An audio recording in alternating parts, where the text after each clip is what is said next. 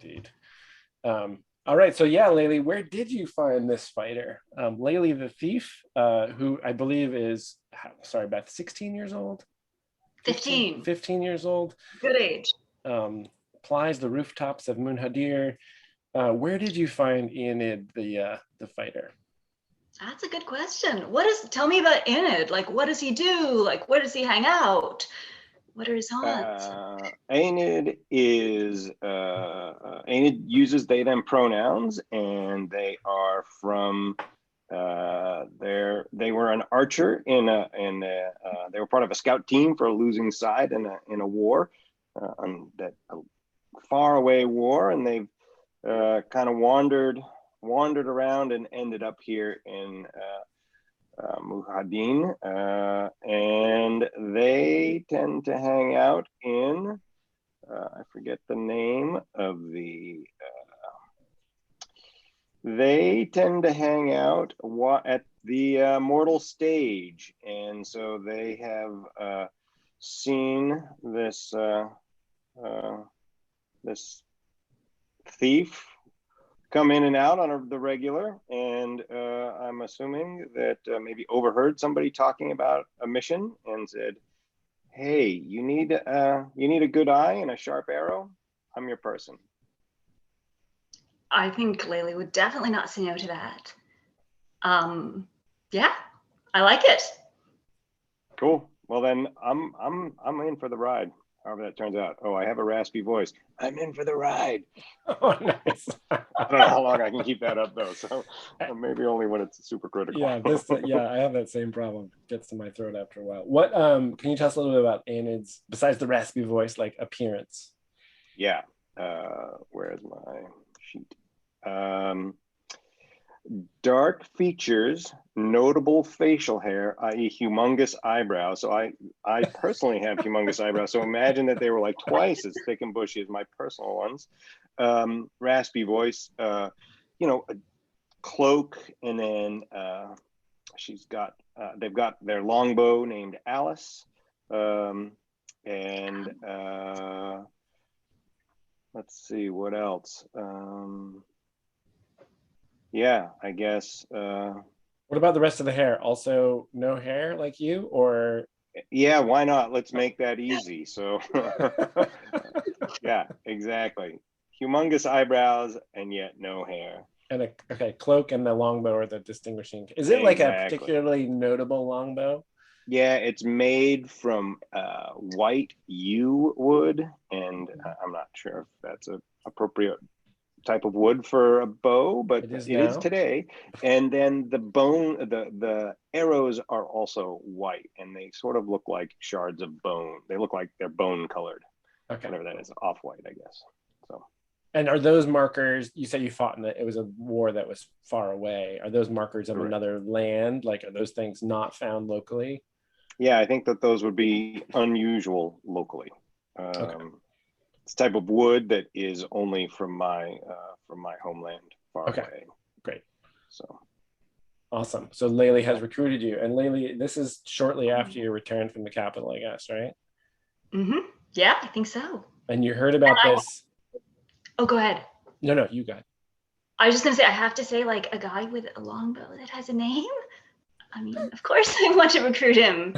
I mean, because that's pretty cool. Alice has done good work. Alice has done good work. I'm sure. Kept peace and order in the land. Yes, exactly. Alice has kept peace and order in the land, especially order. Abdiel, I'm going to ask Abdiel, Bob, where, since I haven't figured this out, I'm going to pull on Bob's GM instincts to tell me how are jobs publicly posted in Muad'Dib. What kind of system is in place? Like, how all these jobs that you guys have been taking, how are you finding them?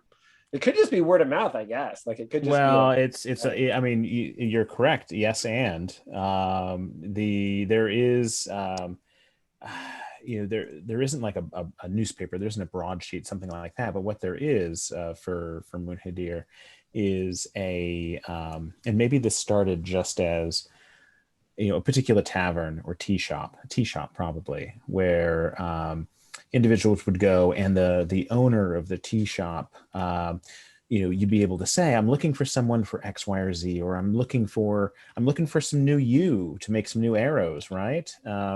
And this particular tea shop owner had their finger on the pulse of things, and had quite a network. But eventually, it became a little bit more structured. And so at this point, it's the tea shop is, if it still exists, is a secondary thing, and it is still the bar or serving area of the tea shop, but littered with all sorts of papers and other sort of notices and things that are brought in, and a small staff that's organizing, and they send young children out to sort of little criers with the little scraps of paper, and they'll sort of run around, and if you pay extra for that, of course, for that service, then they'll start running around to the trade area saying, looking for you, any wood coming in, and up and down the street. So maybe it's a tiered sort of. Great. And like they show up at places like the Mortal Stage to make those announcements. Exactly. Sorry, maybe Kevin. the proprietor of the shop fancies himself a little bit of a matchmaker who yes. people. Oh, I like that. One of the ways he connects it is, you go there for tea and you get like a little biscuit or something that has it like written on a little thing inside the tea cake, and you open it up, and then, he this is how, and then you kind of make eye contact with him, and he knows that you're good for that job. Like he assigns you the job. How do these criers fit into that? I think he finds himself to know like a lot of people, and fancies himself as a little bit of a matchmaker. So he hears, somebody's lost something and wants to do that. And so, that gets proposed a little bit. And, there's always deniability, right? Because if you don't like it, you just, you ignore the thing. And then if you buy into it, then you nod or wink or somehow give him the nod, and then you get connected. Okay, well, I was going to say, right. It's a type of job that would sort of rise to the level of getting the personal touch. And as you're saying, if you don't like it, you can just use the napkin to wipe your lips. That's the single. But it sounds like maybe in this tiered system, there is the street kid thing where the street kids are going out and doing it. But then, it's the people that go and see him personally. Yeah, that's the bespoke option. Yeah. Okay, great. So is Laylee one of those people that gets the tea cake, or is Laylee one of those people that just listens to the street kids, or are there even what's Laylee's relationship to these messenger kids that run around pitching jobs? I think everyone knows everyone on the streets among kind of the street kid enclaves. I don't think Laylee, really rises to the level of getting a tea cake. I don't think she's quite as important as that. But man, I think this particular job, because it's so weird, everyone's talking about it among the street kids. Everyone wonders what this strange thing is about. And everyone kind of wants to try to figure it out. And, Laylee wants to show up people and kind of show them she's important. So she makes it very well known in the street kid community that she's going to figure out what's going on with this, put together a group of friends, and get to the bottom of this nonsense. Okay, great. I was thinking, I don't know what you think, Beth, but I was thinking that Laylee might see a lot of these messages early, and that's why Laylee gets a chance to get into a lot of the missions. Maybe, I don't know. Well, I love it. Yes, yeah, she has her hand in the. She's like, let me see that kid. Before can you go to the next person? Laylee's like, no, that doesn't look interesting. Go on. I love it. Perfect. So maybe there's Laylee gets back from the caravan, and there's a moment where one of those kids is running down the street, and Laylee stops him, and he says, and she just gives him this look what's that? What do you got there? And he looks at his little scrap of paper. So I guess the person who runs this tea shop must also be teaching the kids how to read. Maybe that's part of the deal, right? There's a little bit of a school going on here. Mm-hmm. And the kid says, recovery. Something of great value was stolen from me.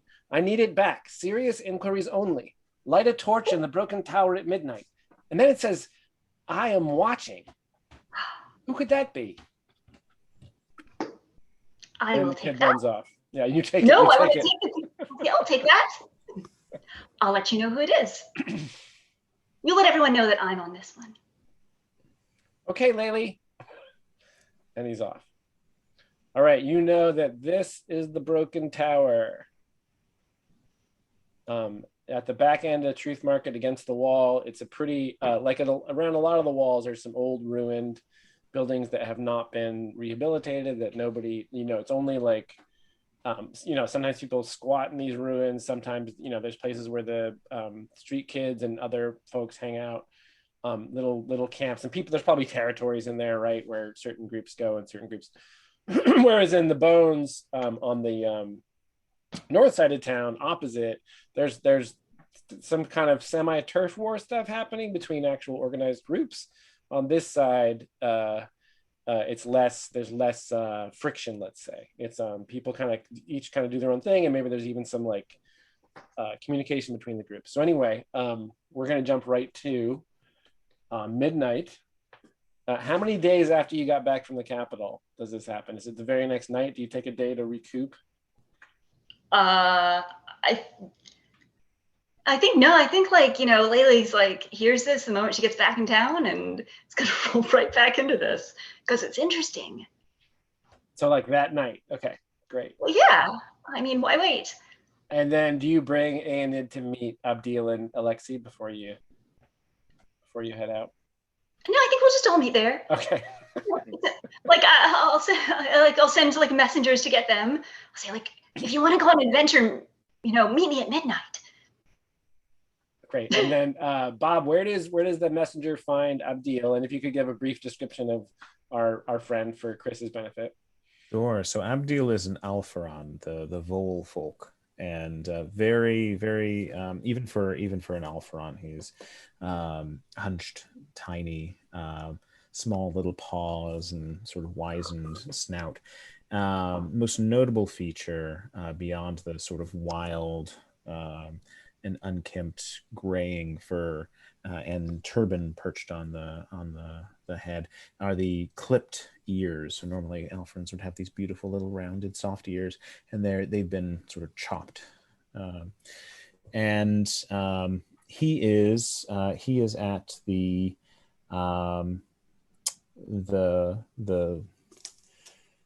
I don't think we came up with a name for it. The tea house, the scholars' tea house, the Society of Truth tea house. I'll have to think of what the name is there. And he's been in that little back room, ruminating over that petrified cedar chip, and probably even talking with Alexei a bit at times about the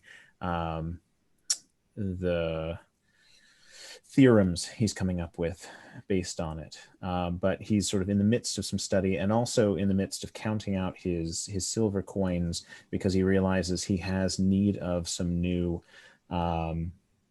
supplies, some new parchment, some new components, if he's going to be able to follow through on the research that he's conducting. And so when the messenger whisks in with word that there's a job and good coin, he sort of gives a little squeak and shuffles everything back into his coin purse and tidies everything up and comes out, and off he goes. Kevin, is Alexei there too, or is Alexei found somewhere else? I think Alexei certainly has been discussing with his good friend, the various researchers, but Alexei's actually living in the Drops. And so the messenger finds him in the Drops, which is the poor neighborhood kind of on the cliffside. Yeah. Alexei can get around okay on the Drops, no wings required. He's a Buma, which is to say one of the owl folk, but he is not a flyer. And he's in the process of trying to mediate an argument between two families who live on either side of his little carved out hole in the Drops. Nothing big. Everybody, they're fighting over something, and he's simply trying to make peace with maybe not as much success as he might like, but trying. Why don't you roll to negotiate right now to see how that goes? Oh, okay.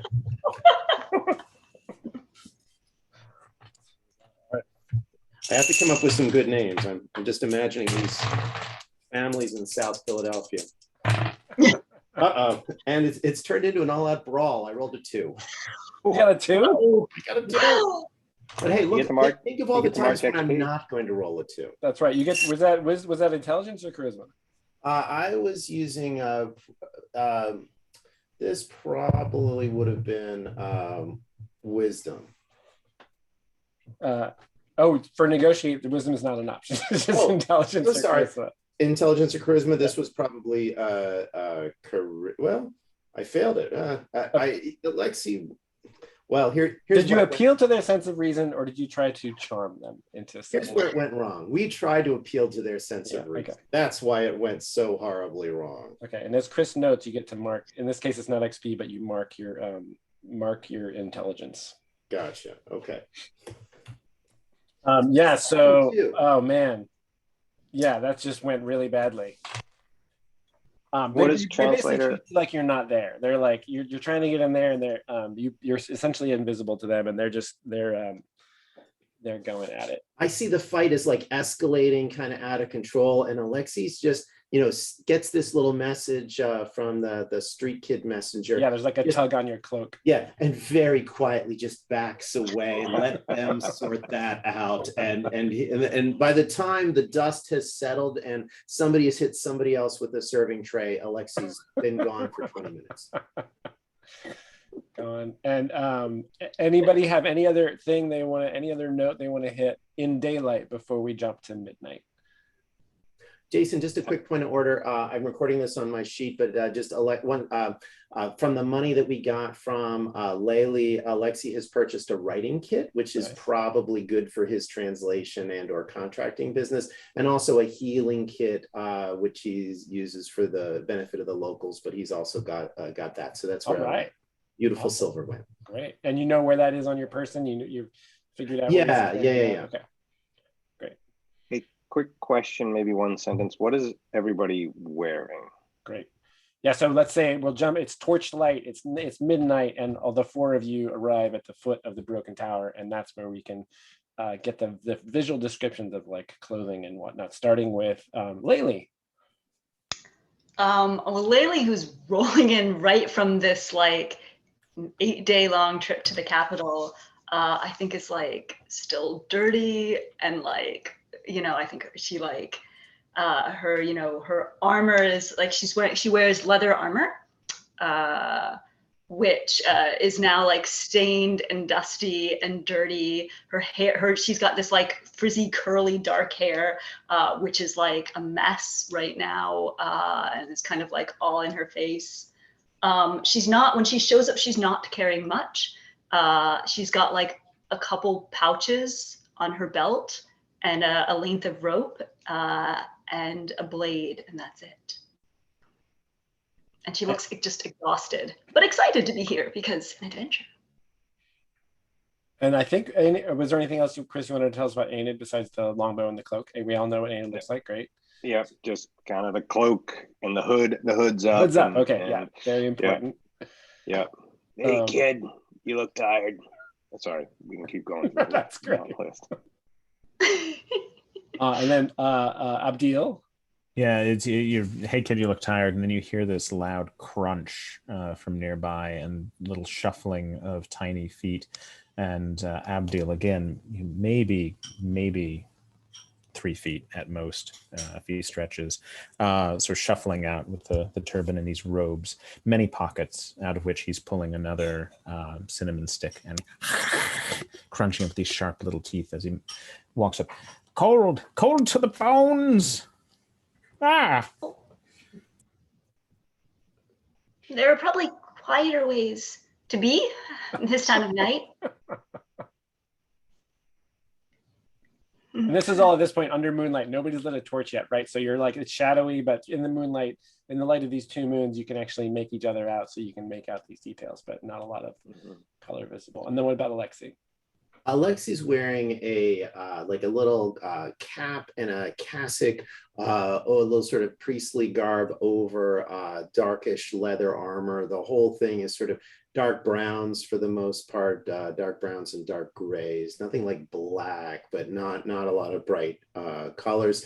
He's got a couple bags, sort of the Buma, as I see them, would not carry like one big backpack, but rather like a lot of sort of smaller bags kind of tied around them. So he has a few of these in various places. And if one is observing closely, one can see that he does actually have what looks like a pretty solid metal mace. More of a, I'm seeing this, Jason, more as a hammer than as a like spike with spiky things, but a mace that is there and is accessible. And he's also got a holy symbol that he wears around his neck of Zemdrak, the Earth Dragon, the healer of the destroyed lands. Well, we hope anyway. That's the goal. And the symbol is the symbol actually like a dragon? No, it is. It looks.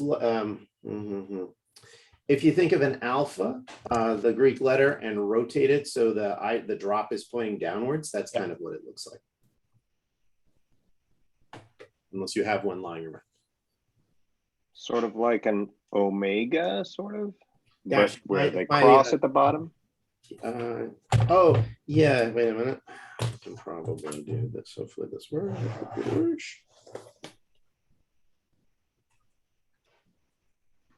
Oh, yeah, okay. Got it. It's almost like a teardrop with two. Yeah. A V plus a teardrop. Right. Okay. I'll use a marker next time so you can actually see it. Okay, so these four shadowy figures emerge from the broken walls at the base of the tower there. So I have this image in my head that Enid is like twice. I don't know how tall Buma are, but we've got like 15-year-old girl. I don't know if Layli is short or not, but I have this image that Enid is like significantly taller than everybody else in the group. That actually they have to lean down often to kind of hear the whispered conversation, as everybody else is kind of eye to eye with each other. That's kind of my image. I love it. I love it. What is except for Abdul, because he's not keeping quiet, so he's just yelling up to you. That makes it easy. What is Enid's strength and constitution, just so I can get like a gauge? Oh yeah. Let me pull up the character. Strength 9, constitution 12. Okay. Yeah, but in any case, you're definitely bigger than anybody else here, right? Layli's like not tall, and Layli's like small, compact, like she's a little dancer. So the cloaked fighter is the standout profile in this group. All right, who's got a torch? Oh, I know I forgot something. Oh, Alexi's well, got that's one. good. Yeah. We were underground a commission or two ago, and Alexi purchased some torches, of which we have 5 left, of which we brought probably 3, given we're going to light one and we might need the others later. So Alexi has a torch, is more than happy to light it, greets his good friend Abdil and recent companion Layli, wishes them good fortune, is pleased to meet Enid, and greets them as gosh, as a fellow inhabitant of these lands, and so good to see. And let us hope in whispered Buma tones that we can bring what is lost back for whoever has lost it. Sounds good. Are we ready to strike the spark that will start our thing? Sure. Yes. Okay. Less poetry. More action. Well, let's light the spark. Okay, so Alexi will light the torch. Do we have to place it somewhere? No, it just said light a torch at midnight at the Broken Tower. That's all the sign said. So. We're gonna light this torch. And is that with like flint and steel? What's Alexi's method of not to get too into the weeds here? I just want sometimes I want really specific details so I can just know what I am sure he's got something. I don't know what. I have a tinderbox. I can use the tinderbox. Yeah, let's say there's a joint. Alexi pulls out the torch, and Enid, like, is his first kind of collaborative effort, strikes the flint and steel, and torch lights up. That sort of orange light kind of illuminates the circle around you, holding it above your head, and then that whole wall of the tower is kind of thrown into sharp relief by the light. There's like a long, everybody's kind of standing around. And there's actually, Laylee, you notice there's like 2 street kids over behind a broken wall, kind of like peering out, because those in the know knew that at midnight this was going to happen, right, on some night. So there's 2 kids kind of like, and then when you catch them, they kind of like disappear behind It's the wall. Graham. Yeah. Go on. I think Alice needs to get ready. So I'm gonna pull out an arrow and just have it not pulled back, but just knocked on my bowstring. Yeah, so the kids just run. Yeah, that was enough. They're just like, they take off. If it's more than a few minutes, I think Alexi will sit down and start chit-chatting with folks, as we're going to be waiting here for a little while. Maybe stick the torch in the dirt and we can all chit-chat. Well, as you're you do that, and so you stick the torch in the well, actually, you probably find there's like a little some jumbled crevice, stones, yeah, and there's a place where you can lodge the torch wedge it the, in there. Yeah, and you're just done that, and you're sort of taking a breath and getting ready to say some more about Zemdrag, perhaps. And Dragon of the Earth. Who between Abdil and Laylee, who has the higher wisdom? Who's got, what are your guys's? What's Probably, I'm 9. 11. 11. What about Anid? Oh, we already established Anid has a 3. Abdil, you catch up at the place it's like the 3rd floor of the tower where it's totally broken. You catch the gleam of 2 eyes peering down at you. 2 perfectly circular eyes catch the torchlight for a moment, and then they disappear. And everybody notices you kind of react to that, right as Alexi's about to start speaking. And then a rope ladder gets unfurled out of the top of the tower and tumbles down the side of the tower. So now there's a rope ladder dangling there. And it runs towards the rope ladder. Sorry, go ahead. No. And it goes to the ladder. Abdil is going to sit there fretting because he does not like to climb. So. Oh, but it's a ladder this time. You can climb a ladder, right? Are you afraid of heights, Abdil? These poor old vole's hands. The grip. I seem to recall our last rugged individual provided some amount of assistance to this poor old vole going up a rope. You look like you could just hop on my back and climb on up. We can climb up together. We haven't even finished, and he sort of is like tiny little claws skittering up. Okay. I am going to be encumbered going up this rope ladder, I believe. Are you close to your capacity there? I was at my capacity, okay. Yes. So it's a little yeah. So kind. What is it I have that's so heavy? Well, I guess if someone else is able to carry my adventuring gear backpack, that removes 2 weight off of me. Oh, maybe it's it's the crate of wine that I have. We can say you stashed that unless you want to have it on. You've got a crate of wine under one arm and Abdil under the other. Yeah, the crate of wine was the thing. I think that's what I rolled randomly. It's out here to party. Oh, hey, we got a torch. It's an abandoned place. It's late. Why not?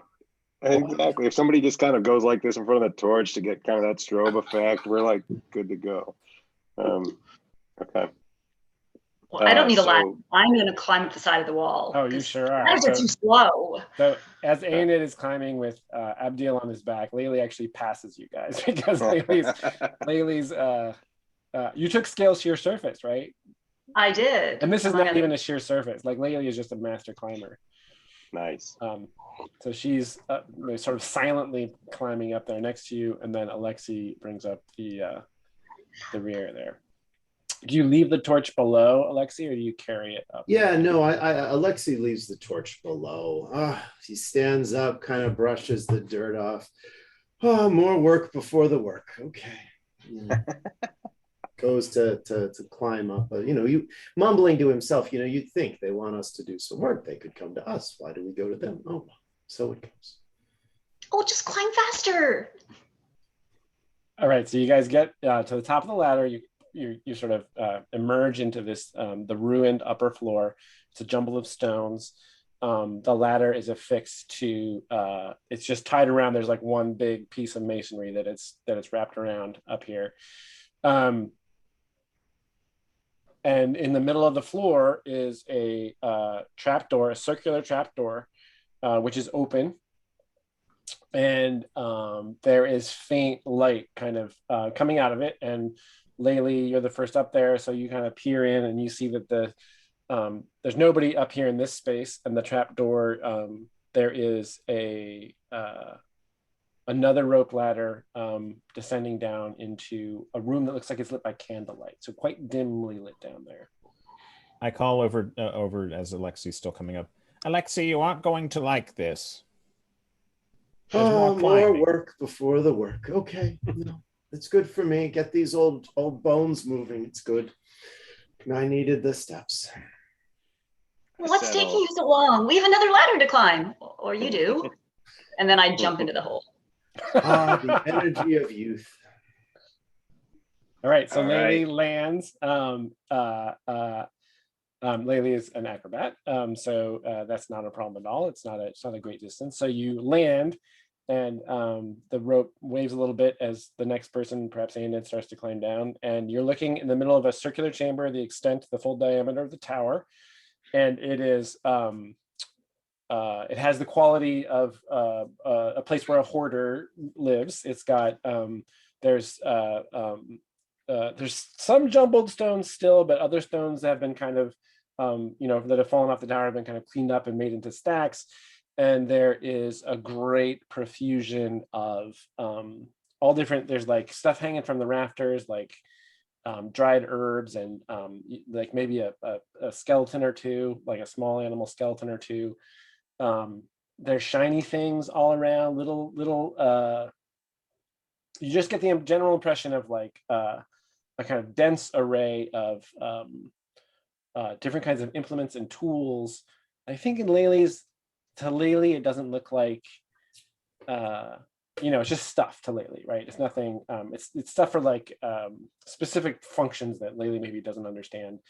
Aenid maybe even less so. I don't know. And then when Abdil and Alexi make it down there, Abdil, you note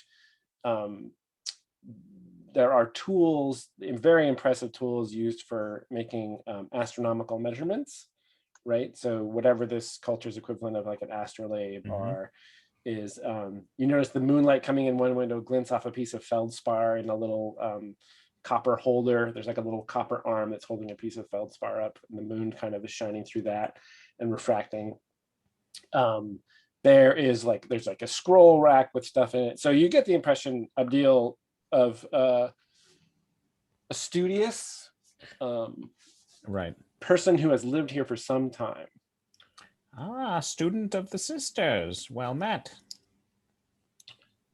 And are there windows in this room? There are 3 kind of rectangular windows, all facing out away from Moonhadir. Like once upon a time, maybe they were for arrows to be fired out of. Got it. Okay. So they're facing out towards the Ageless Mountains and the Expanse. Is this approximately the level that we saw the eyes? This is the level below. The eyes were actually from the point where the rope ladder was unfurled. The eyes were up there. Like that person unfurled the rope ladder. Okay. And Abdil, you make that comment, and there's like a sound of like scoffing. And then in this dim, again, there's like maybe a dozen candles of varying widths and sizes kind of about the room. And in that flickering light, there's some movement near one of the windows, and a hooded, cloaked figure kind of turns towards you. And as they do, the candlelight catches these perfectly spherical eyes. Alexi instantly recognizes this as a fellow Buma, and a gleam on a sharp beak. And she says, Do not speak of the sisters here. Down to the floor with you, little one. I'm going to set Abdil down on the ground. Yes. So I thought this was a hold-up situation. Yeah, no. I wanted to put you on the floor so that my hands get free to in case any arrows need to fly. My hands. Yeah, are free, you get Abdil gives a squeak, but then hey, thank you, my large friend. And if not the sisters, then who do you study so intently? You personify them by calling them by familial names. To me, they are objects in space.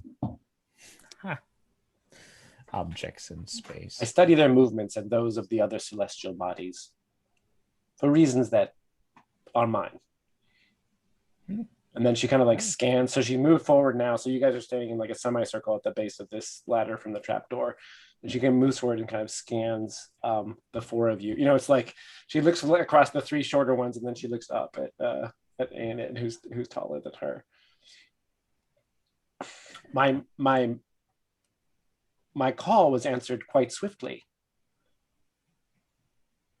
Well, yes, you said you lost something, and we're here to help you find it. Unless it's one of the celestial bodies, which I'm not so sure that's something that we can help you find. That I suspect is outside of our area of expertise. I only just sent a message to Khalid this morning. How is it that you have come so swiftly? He assured me that he told me that it would take at least several days before a group of properly skilled individuals would respond. Oh, well, I'm efficient. And you are? Oh, my name's Laylee. And these are my friends. We are heroes. Like in stories. Heroes. No, really. Surely you've heard of our exploits. We killed a demon crane, and we saved a temple, and I killed a Tharlak recently. Have you? You killed a Tharlak by yourself? Well, not by myself, but I helped. Nice. Thank you. Stories don't interest me. But what goes on below in the village, in the town, I pay little heed to it. But what can you do? Not what have you done. I wish to know what you can do. You, girl, speak. Well, we can help you find what you're missing. That's what we're here for. What skills do you bring to that end? Oh, that!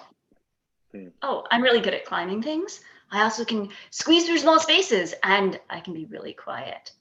I can disappear, even if you're looking at me.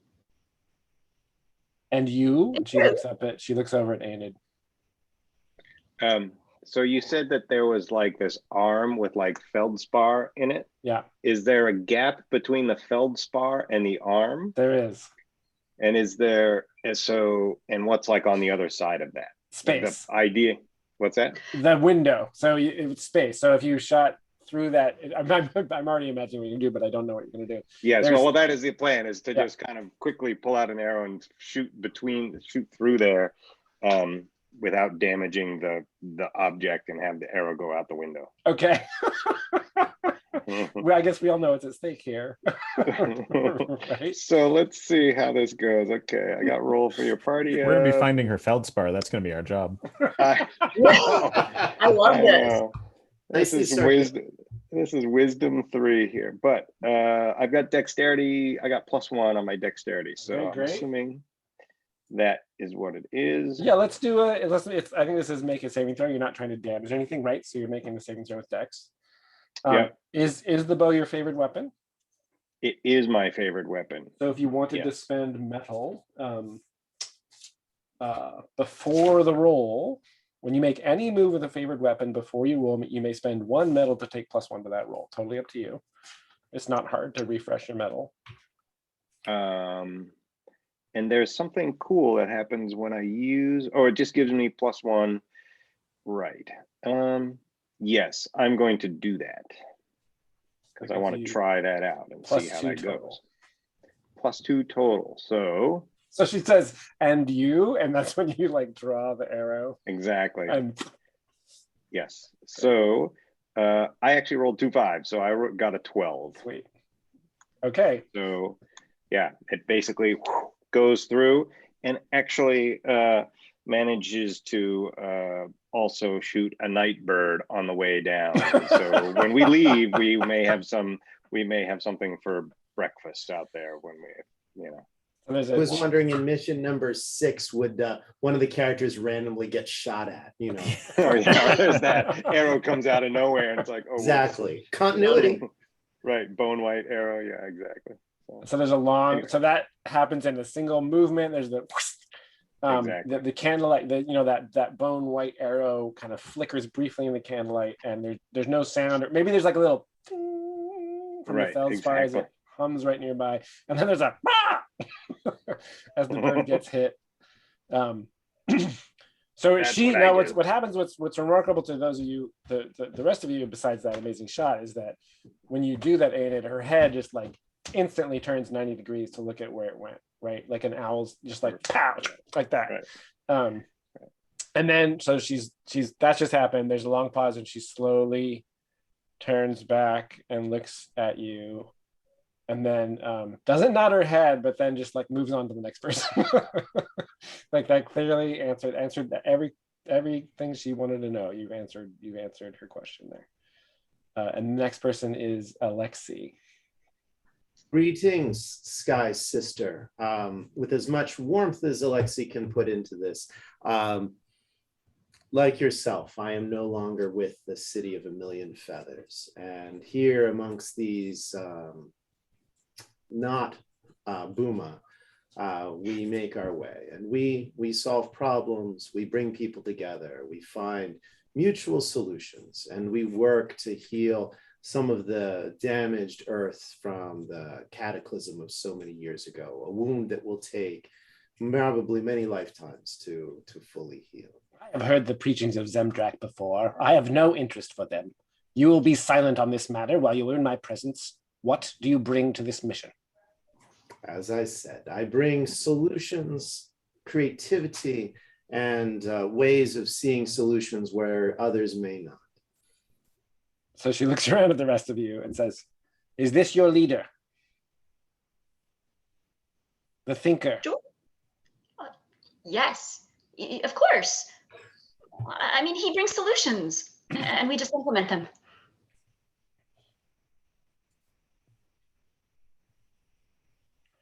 I don't know if Alexi can blush, but he's blushing. Very well. And then but madam, here we are, most revered Sky Sister, here we are very soon after you have called. I would imagine that must speak for itself. Well, you can be more specific if you let us know exactly what it is that is lost and how we may help it become found again. Yes, we will get to that. But first I must hear from this last little and potentially tasty person. Great.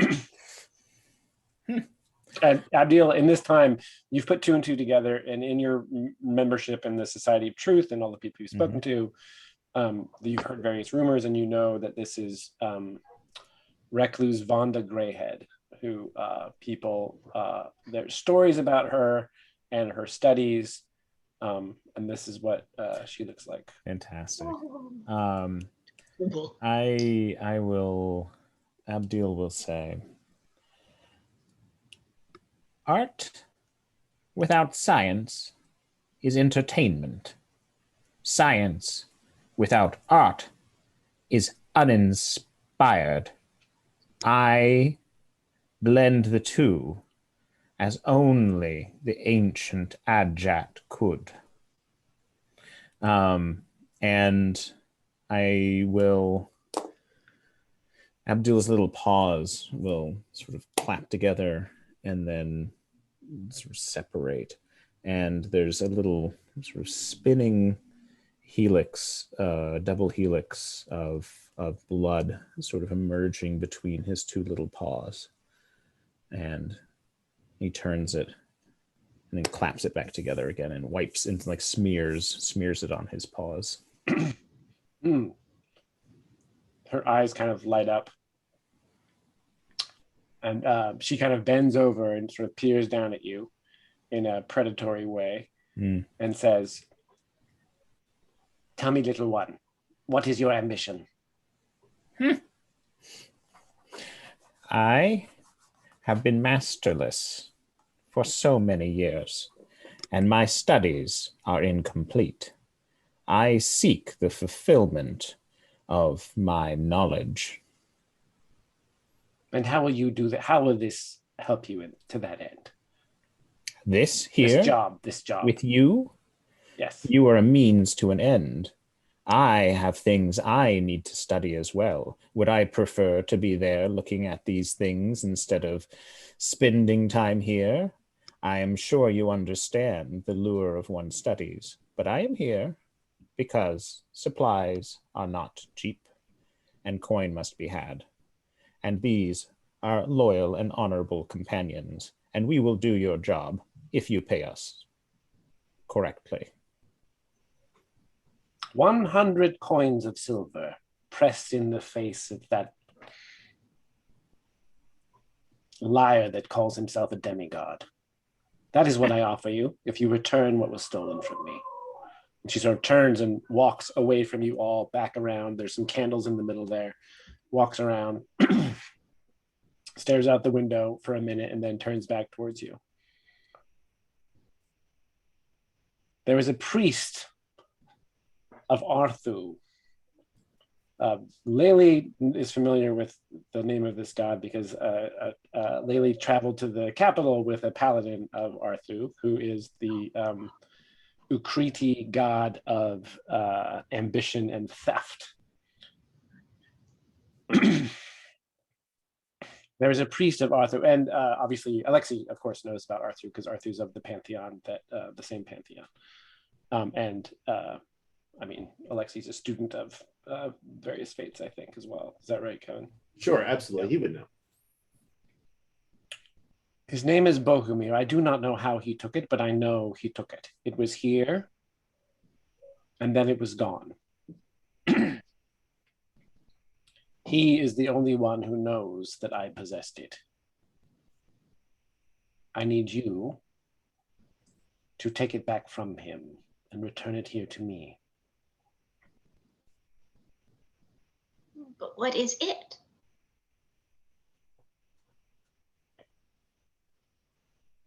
I will describe it to you, and I will not name it. You are familiar with an egg.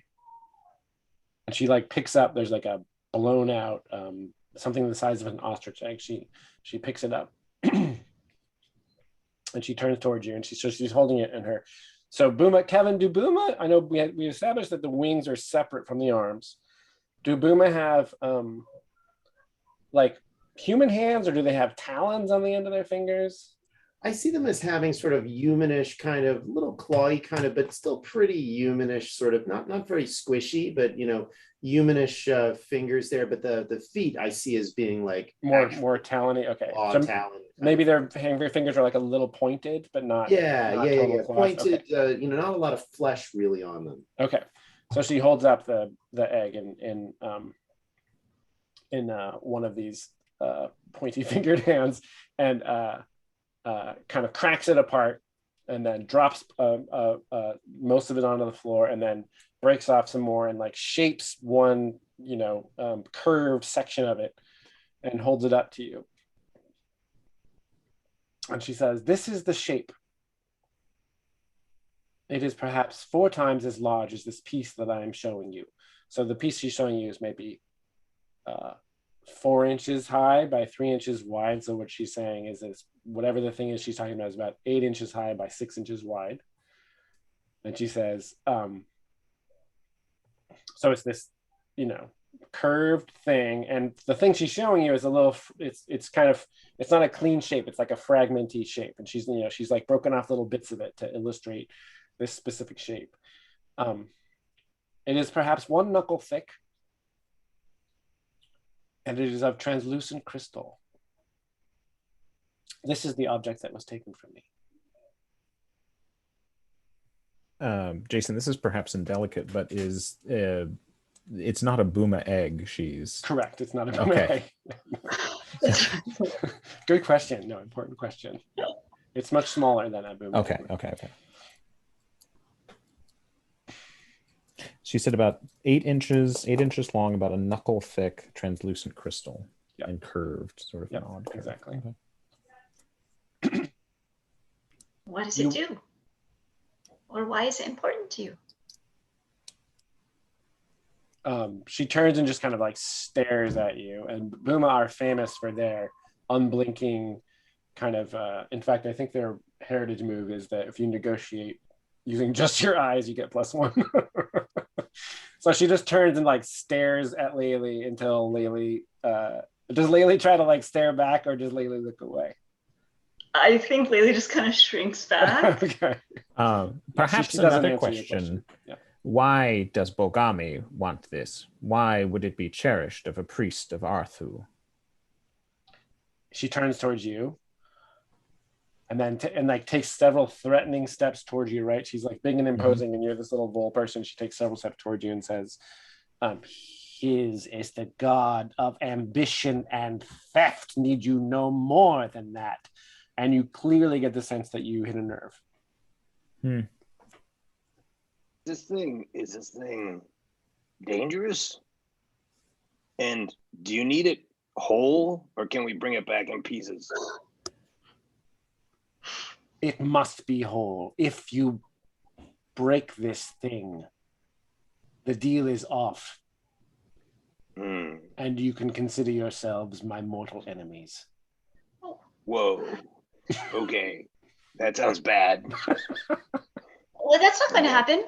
Don't worry. We'll retrieve your object. Crescent egg thingy desired by Arthu and you thing. Alexei will step between Recluse Vonda and Abdil when she's sort of trying to fluff up on him and sort of literally attempt to soothe some feathers and say, madam, you want us to succeed. We want to succeed. Any information, as you can see, we are not your competition. You study the skies, not of interest to anyone here. Kicks Abdil subtly, hopefully. Not of interest to anyone here. All we ask is if you can help us understand this thing better, we can do a better job of finding it for you, maybe even a quicker job of finding it for you. That is our only interest here.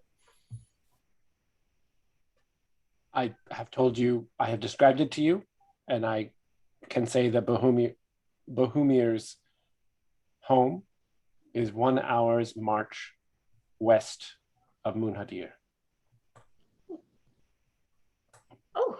There is a sandstone formation at that point, and you will find his estate there.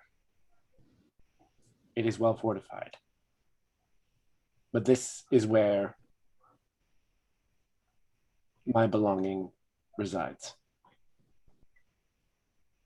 And we know this. You know this? There is no question. And she gestures towards, there's a kind of a desk area near one of the windows, different from the feldspar window, that has a number of different objects on it. There's like some weird looking calipers and like a faceted crystal ball. And the implication is that she somehow divined the location of this thing. Ah, gotcha. This Bohumir fella, is he like a warlord or like a magic-y type, or what's his deal? Does he take arrows well, like in the chest to make him dead? It would be most pleasing if many arrows feathered his chest. Oh. Most pleasing. And like there is like the same way that like Abdiel picked up like he'd hit a nerve, like when she talks about you killing Bohemir, she's like very intense about the idea. Yeah, so that idea pleases her greatly.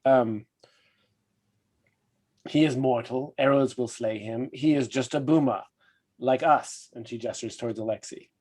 Oh, he's a No boomer. more. He is a priest. He is a priest of Arthur, but not a high priest. He has made use of these lands and his servants to build his wealth, but he is mortal and he can be slain. The more arrows, the better. Except you have not proposed a fee commensurate with a shooting of a great many feathered arrows. 100 kate, that is what I have offered. Then perhaps he will survive after all. Right. Wait, are you These negotiating? arrows are expensive. You see, you imported. All right, is Abdiel negotiating with her? Oh goodness. Is he negotiating with I mean, you her? don't have to. I'm just. Are you trying to? No. That's fine. That's fine. Okay. No. But yeah, that's fine. I think our last negotiation involved like violence, like sudden rapidly escalating violence. Not a good idea. And this would be lovely to avoid, at least for right now. Well, I think we should get going. I mean, we've got all the information we need, and we're burning moonlight. Well, let's go. Jason, before we go, can Alexei negotiate to get any additional details about where? Is it Bohemir? Bohumir, Bohumir.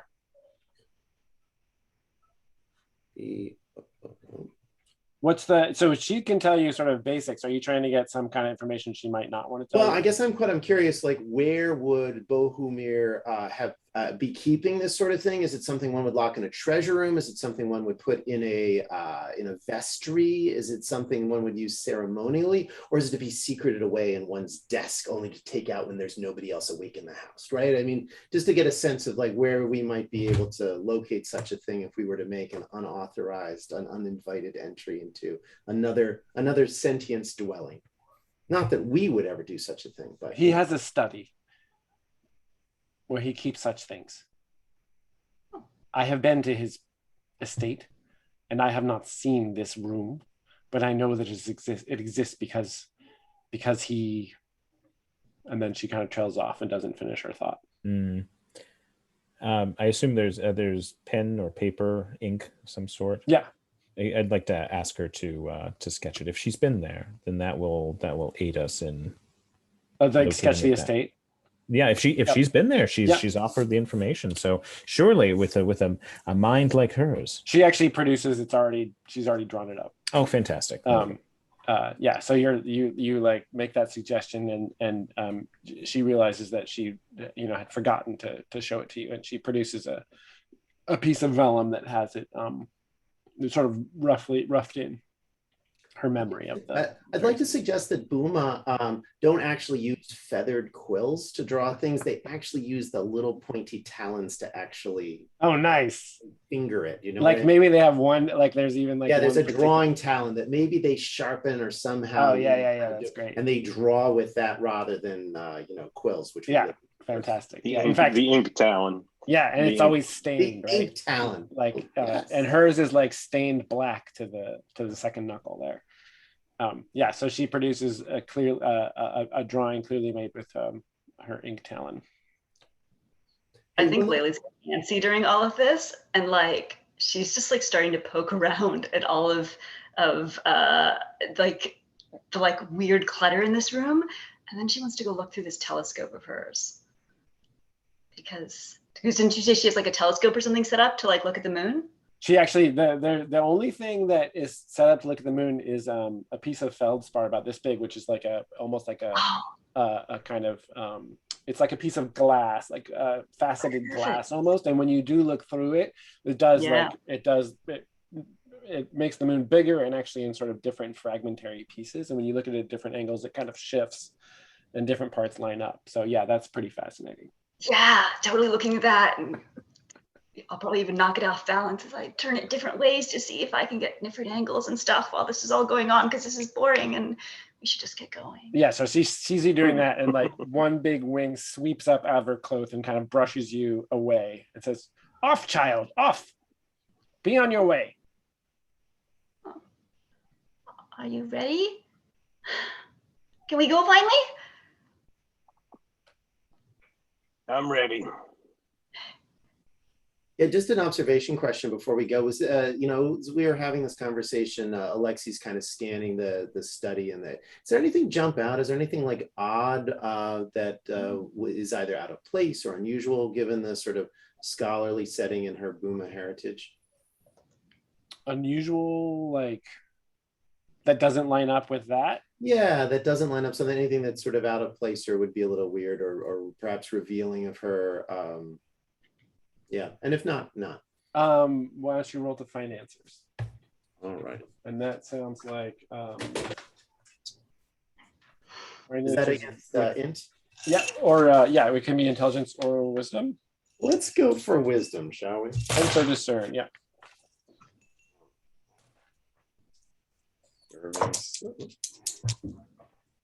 Oh my goodness gracious. It's an 11 plus 1, so that's a 12.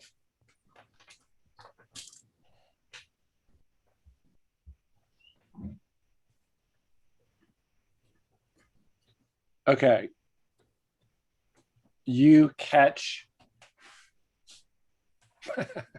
All right, so it's candlelit. There's moonlight coming in the window. It's all very dim in here, but you're a Buma, so your eyes are actually, yeah, this is great. Perfect for you. Like your eyes, you're just like, you can see everything, like, you know, clear as day.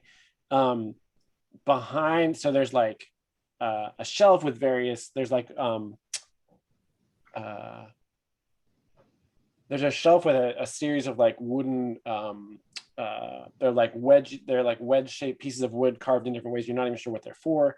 And you, behind the shelf on the wall is hung a, it's actually a carving.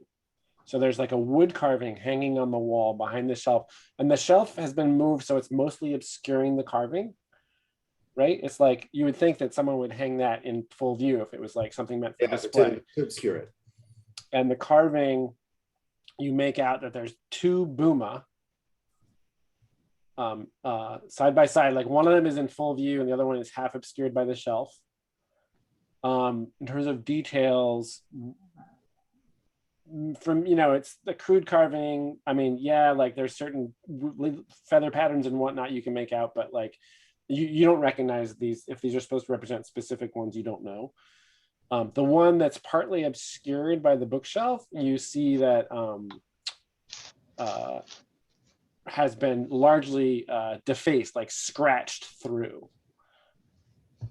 So there's two, it's like two portraits side by side on the same carving, and one of them has been defaced. Beautiful.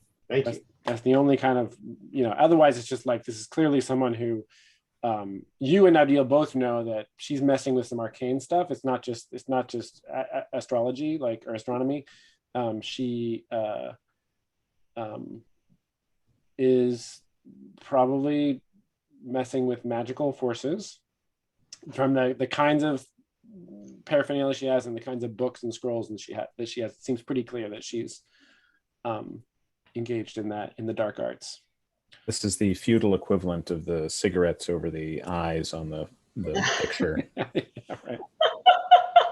But now we know their connection, right? Yeah, yeah. Oh, this is going to be great. We've come for Vonda's stuff. 3 records and 2 old sweaters. That's right. Yeah, I thought there was sort of a romance. Something, I don't know if the Buma do romance in the same way, and I thought it would have been rude of me to ask her. So more invitations, really. I mean, it's, yeah. I can do it, but you know. New quest, we get the two back together. Oh my God, yeah, that's the bonus. Find a way to Just heal these mended hearts. No, he's a priest of the god of ambition and theft. She could do better. That's, Yeah, fair. We gotta find her a good one. All right. yeah. Well, let's make our retreat and figure out our approach. All right. So you so the thing is, like, you return the deal is you return the object to her. I think she's gonna say, because Aenid like brought up, what happens if I shoot, what happens if I shoot him with arrows?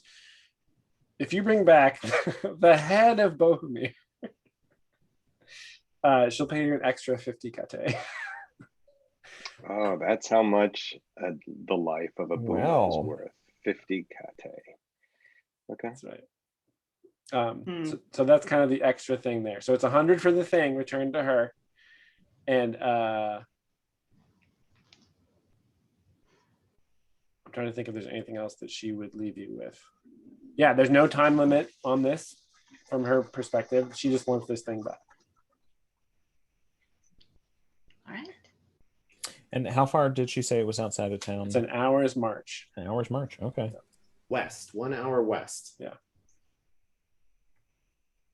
So perhaps we do a little info gathering, set our plan, and roll out. What do you guys think? Yes. Sure. I'm up for just going and figuring it out when we get there. I like the way you think. Surprise him when he's sleeping. Yes. Exactly. Alexei, is there anything you wanted to try to, any information you wanted to gather before you head out tonight? Was there anything in particular you were curious about? Yeah, I mean, I was wondering whether it'd be possible to find out about the composition of the household, this guy's status vis-a-vis other people in the area, give a sense of, how we might be able to make an approach, that kind of stuff. Now, it might just be Layli and Aenid over the wall and Devil take the hindmost, but the possibility that we may be able to get in with a little more subtlety, or at least know where we're trying to get to. We could fast forward and say we do because there's no time limit, right? That's right. Yep. Alexei could work. I mean, if it's a Buma priest, Alexei, you could work your contacts. I was thinking maybe we could abstract a role in the interest of time. And absolutely. Yep. Does that sound? Yep. So that would mean, much to Aenid and Layli's dismay, that would mean a day before you actually head out.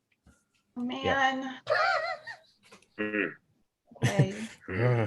Well, I guess Aenid could, and Layli, if you want to go, we could go during the day and check the place out. I don't know if only an hour away. Nocturnal or not, but it's only an hour away. We could go check the place out and come back. Abdul's eyes are terrible. He's not good at casing anything, so. Right, we can go lucky for you, I've got experience breaking into places, and it's always very good to case the joint. Everyone knows that. Great. So Aenid and Layli will go case the joint, and then Abdil and Alexei will do a little info gather. Great. Yeah. Awesome. Alexei, why don't you roll for your? That's going to be. So, what would be like the kind of umbrella question you're asking about? Umbrella question would be about this guy Bohumir, his history, his background, like how. Just trying to find out about the guy in sort of general facts. We're interested in both the layout of his place. Does he have guards or other stuff, but also just like where he fits in the community. Is this a guy everybody likes, or they're like, oh, that jerk Bohumir? Yeah, well, we put up with him, but just trying to figure out different angles of ways we could get a well-placed claw in the door. If we do a cover story or, a special delivery or, whatever. We have a box containing a 16-year-old thief we'd just like to leave in your study. No, it opens itself. Don't sweat it. Very ocean. I like it. Probably going to be based on charm. Alexei just, chit-chatting with the Buma he knows, other folks he knows in the city, just kind of general low-key information. Okay, great. And is Abdil helping with that, or is Abdil up to something else that day? If that's the angle Alexei's going, I think Abdil will work the contacts with the Society of Truth and others to understand more of if Buhumir has a particular academic interests of his own, and also if just reinforce the connection between Vanda and Bahumir, if anyone had known of their relationship. Okay. So why don't we just make this one roll for all those answers, and Abdil is going to give Alexi +1 to that roll. Go for it. All right. So we're doing this off of charisma. The roll is a 6. Charisma adds 1 and 1 from Abdil. So that gets us to an 8. Okay. Cryptic or incomplete. So it's going to be incomplete. You're not going to get all that info. To learn more, you'd have to spend more time. You'd have to really. Laylee's gonna just knock the place over, and yeah, right. You gotta get your cut. There may not be a time limit for my employer, but there's definitely a time limit. That's right. So what you gather is from the information, the questions you asked. Ooh, yeah. So Abdil can't find anything about the personal relationship.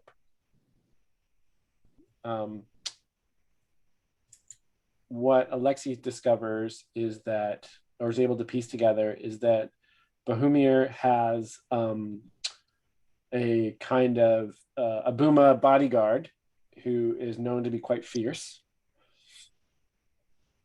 In fact, some of the Buma that you talk to, and there aren't a lot, but you're part of that community for sure, have have mentioned seeing him sort of flying around Munhadir sometimes, and speak kind of fearfully of him. His name is Dusan Yellowbeak.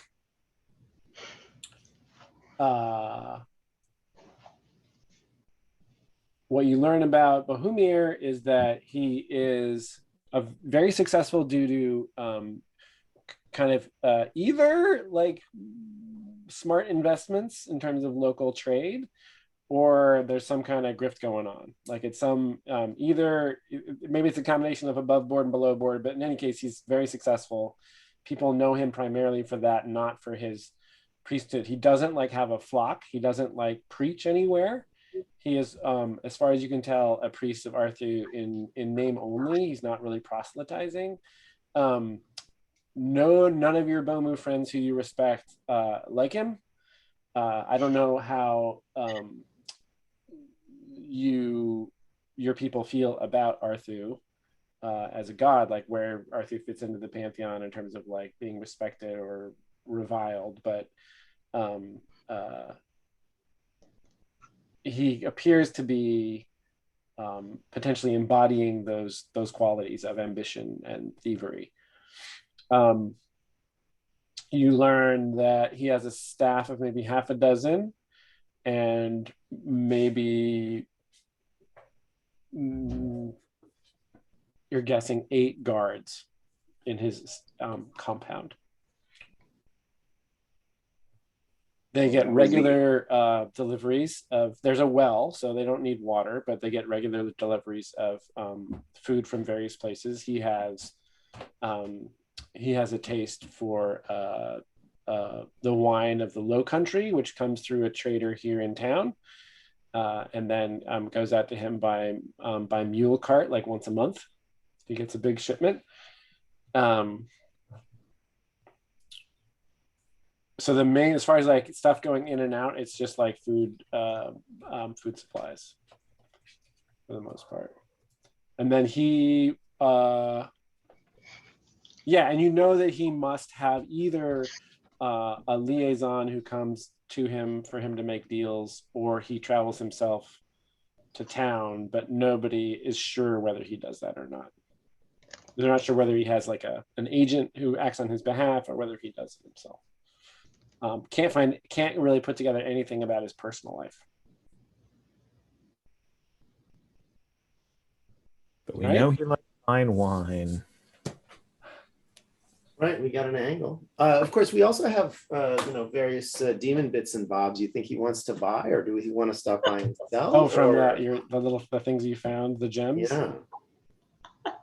Laylee and Enid you travel across Fortress Ridge that day for an hour to get to his place, and this is whoops. If I can, is that going to zoom out? Okay, sorry, I gotta stop sharing. Sometimes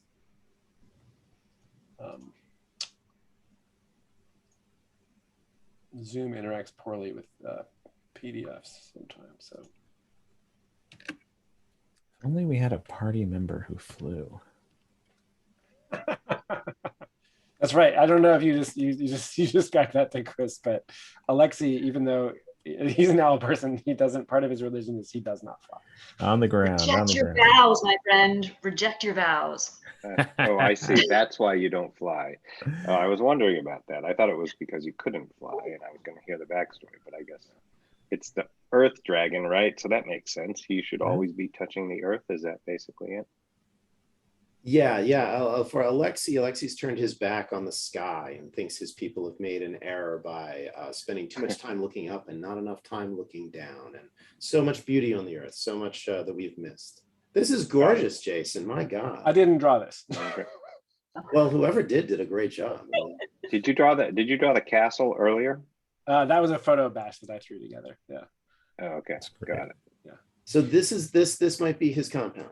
This is definitely his compound. This is where he lives. Laylee and Annie actually lay eyes on this, and they see how it lines up with Vonda's drawing. So they, they can, there's like gathering around wherever you guys are at the tea house or whatever, and there's the drawing, and Enid and Laylee can point to, describe the different details that may be missing from the drawing. But yeah, this is what you're looking at. And do we know the study? There's too many places to climb in. This place isn't defensible at all. Vonda said, that's true. This is for Laylee. This is just a playground. Vonda does not know where his study is, but she knows that there's this tower here, and she knows that that's like a place. The top floor of that tower is a place where he it's where his office is. It's where he holds audience and does his day-to-day business up there. Jason, as part of the reconnaissance that Enid and I did, is locating where in the house his study is something that we can do? The secret study? Oh, it's a secret study. Yeah, it's not yeah.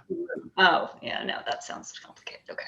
Yeah, Vonda could sort of give you broad strokes about what each of the, what goes on. This is where they sleep. This is the mess, etc. And she says that tower is basically his personal turf, and the top floor of it is his public office. So maybe there's something in the lower part, but Right. Well, I have to say, I mean, hearing our new companions randomized item is a case of wine seems like kismet with this particular lineup. Mark. The Well, so is the plan. Right. The question is, Laylee inside underneath the top layer of straw and wine, or is there another play? And we are the merchants delivering the wine. We could, be delivering it on spec. We could stop by with some unusual demon artifacts we think he's could be interested in, and get a little quick recon that way. Or it could be over the wall at 2 a.m. If we want to just do it like that. I don't know. Yeah. Yeah. So this is the point where. So sorry, we established that Laylee's the boss, right? Yep. Yes. So I think at this point it's great for each of you to make a pitch, and then Laylee will synthesize that into a plan.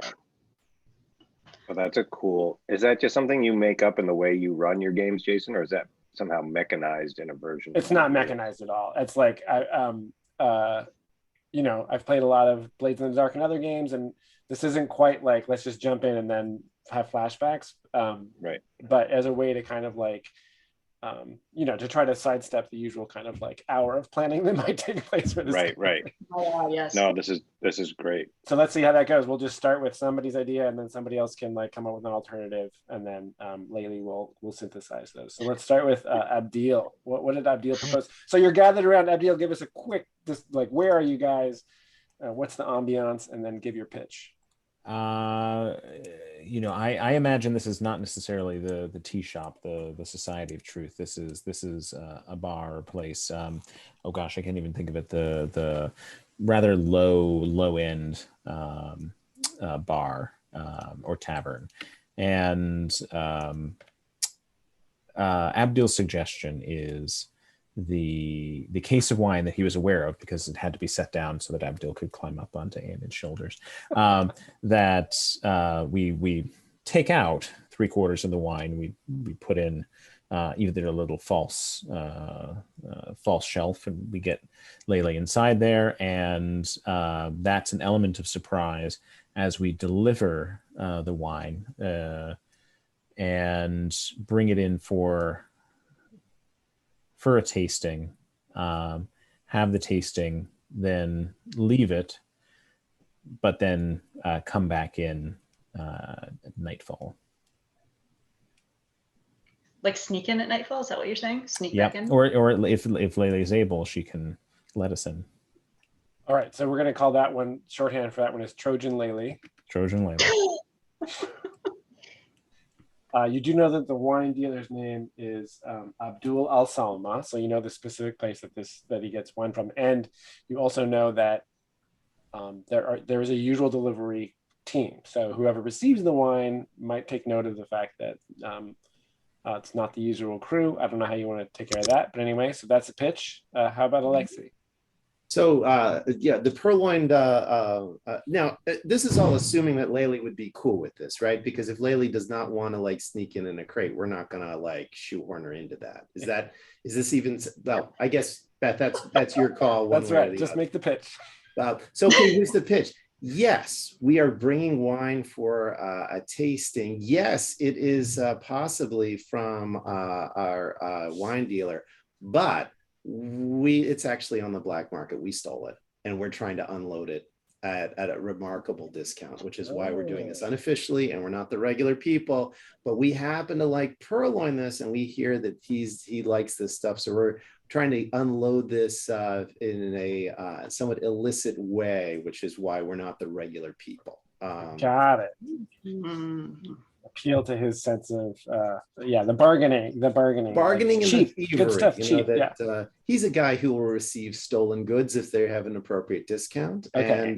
And while we're in, we also have these we got a couple demon feathers here and a few other things in case he's so you would this plan involves going in and dealing with him, making deals with the other stuff.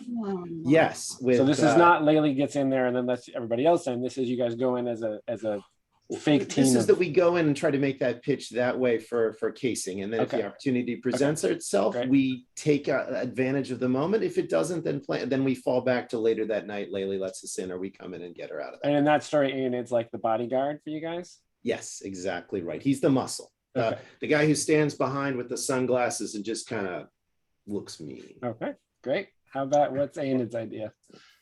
Aenid also wants to point out that while Chris, when created Aenid, got the case of wine for free, that Aenid did originally pay 25 silver pieces for this case of wine, which represents the cut of this case of wine. So Aenid is just saying maybe if this wine is going to be used, perhaps Aenid needs to get a larger cut of the overall pie. Otherwise, this is like a wash at great risk to their person. So Aenid points that out and says, I'd like you guys to consider that as we decide on our plan here. And in that, continuing in that voice, but they think both of those other plans are great. As a backup, Aenid thinks that or maybe even as a front plan, that we should sneak in at night from above. And so using ropes and land on that very highest behind the tower along that catwalk. I don't know what that is there, but that's Enid thinks that because there won't be that many people there, probably we can take care of them and we can sneak into the studio. So Enid is not so excited for the large Buma bodyguard and the 8 other guards that Enid feels like maybe they're the ones that are being expected to take care of those bodyguards and guards. So that's Enid's contribution to the plan. I really appreciate Enid looking out for their best interests in this conversation. That's awesome. Okay, Laylee. I need to ask one question to make a decision here. So if is there like in the plan whereby in the Trojan horse plan, it requires that like everyone get let in. When we were casing the joint, did we see like a way in that was not the front door? And I can't tell from this map. No. Okay, so it would literally be like... The only way in was what Enid was describing is climbing up and over the rock formation. And it's clearly why this place was built here, so that it would be a fortified redoubt.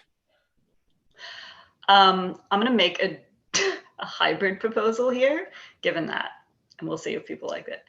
I think we should do the Trojan horse play, but I don't think, as much as I would like to Ocean's 11 the shit out of this, I think that yes, I think that Abdil should be put in the box because he's not going to be able to climb in, right? As we know, he's a poor climber, so I think we bring him in. I love the story about like us trying to sell wine on the black market. We get Abdil in. We tell him to like wait until nightfall. And then the rest of us who are more capable, like climbers, sneak in and we all join up together. So like it is a hybrid plan. We get the guy who can't climb in, the rest of us sneak in. Yeah, because there was no way he's scaling that wall with you short of being strapped with ace bandages to somebody. So, but I don't think that walking in the front door at night is going to be the right thing to do. How does Abdil feel about being a projectile? Like, would that work for him? Maybe with a little wings, like little flippy bat wings. I'll borrow yours. You're not using them. Okay, so I am but hurt. That plan. So that's a hybrid one. That's not just the wine sale. That plan involves also the pawning of demon goods as well. No. Okay. So the goal here is like, we get the guy in who can't climb. Okay. That's Abdil. That's it. So he Ocean's 11's his way in, like the guy in the box in the vault, right? Okay. And then the rest of us will meet up. The rest of us who are capable of climbing will like join him at nightfall. So he just needs to hang in the box until then. Do that. We will all join him, and then we can all like together sneak around. Is there a way, you guys are spell types there, if we are able to sell one of these trinkets, that maybe there's some special magic we can put on the trinket that's like spies on stuff or can open doors, or you can sense where it is and we can assume that it's with Buhumir, or I don't know, something that we can do. Theorem you propose. I have not investigated it as such, but perhaps in the future that could be a course of study. Okay, sounds good. So not this go around, and maybe not even with the spells Abdil has at his disposal, right? No, certainly not. Right. Limited by the spell names there. He's fascinated though by the idea of because so Chris, Abdil's area of magic is very physically or medically or body oriented, and that's the blood. He hasn't investigated sort of ocular spellcraft yet, but that's one he's going to put a pin in that. All Sounds right. good and creepy. So who's our we're gonna cut right to that delivery. Who's the delivery team?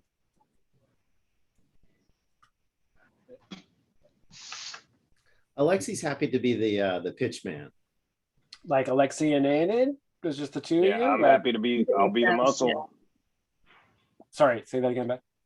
Yeah, I think it makes sense to be them. I don't think Laylee's going to be able to sell that. The 16-year-old kid, 15-year-old kid dressed in Well, you got your leather armor now. That's pretty. Oh, that's true. But yeah, I think I'm not going to be the one to sell that. All right. So you guys are going to show up. Alexi's going to play the part of someone who this crate of wine just fell off a cart somewhere. Just fell off. Just, Yeah. Fell off cart. We know, heard that our man's a bit of a connoisseur, likes wine. We'd hate to see it go to waste, and we love to find a home at a very significant discount of what anybody would pay, even with a really good deal with the wine merchant. Okay, well, that's the pitch you make at the gate. Yep. There's a Ibn Aquin guard there. He's got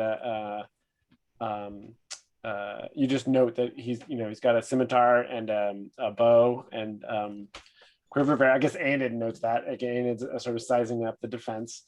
The guard is in one of the towers, and so you come up and you sort of make that pitch that we have this thing, and so he calls out below. You can tell that immediately he's thinking, the boss might like this. Like, if I can make this happen, the boss might, be pleased. He's going to be a clever operator. He's the guy who could see clearly the value. Right. Like, I know, just looking at you know a good bargain when you see one.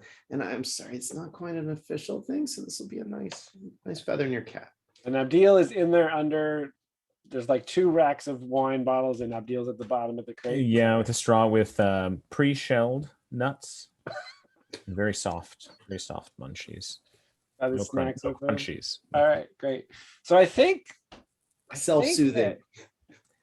The guard's going to run up and tell the boss, and it's a question of whether the boss is interested in this. And is the boss going to be troubled enough to come? Definitely not going to come down to the gate. It's just a question of whether the boss needs what you're selling, and I think that's a luck roll. All right. I think it's a straight up luck roll. No, but we've established, though, because Jason, this isn't us coming in off the street with some random thing. It has been established that he is a connoisseur. So yeah, okay. I hear you. And there's probably not a wine guy who exists who isn't interested in something that's in their vintage for cheap that fell off the back of a temperature controlled truck. Like the wine people, they're like this. Yeah. Okay. So he's interested. I'll buy that argument.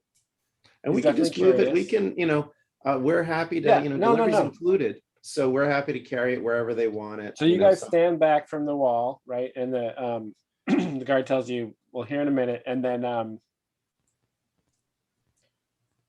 from your perspective, looking up this wall, this thing built up against the rock formation. You can see that tower in the distance, and you see a shape emerge onto that tower, and it comes to the edge, and then it leaps into space, and this big pair of wings goes out, and it glides, and it actually circles above you, right, like between you and the sun. It takes a long, thankfully Abdil is not out of, Abdil doesn't know what's going on.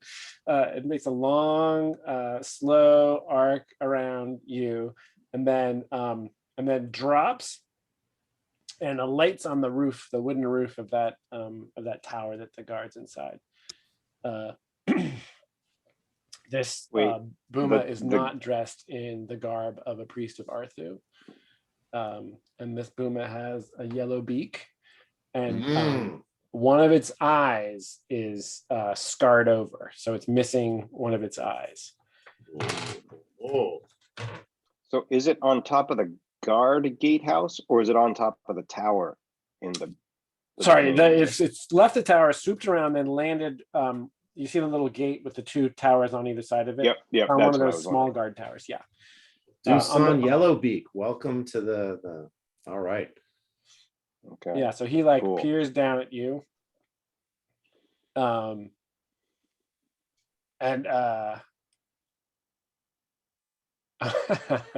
I think that this is a Buma stare down. Uh-oh. As we've discussed, like they can negotiate with just their eyes. So this is you trying to convince him just by looking at him that you are what you say you are, right? So these 2 owl folk in the broad light of midday are sort of staring at each other. While Enid's just like, Right. What's and happening? probably I'm thinking there's some neck action going on here. Right. Like some entertaining kind of, well, it even hurts to think about. Jason, what are we doing this? Is this a wisdom? Is this charisma? Is this You're not.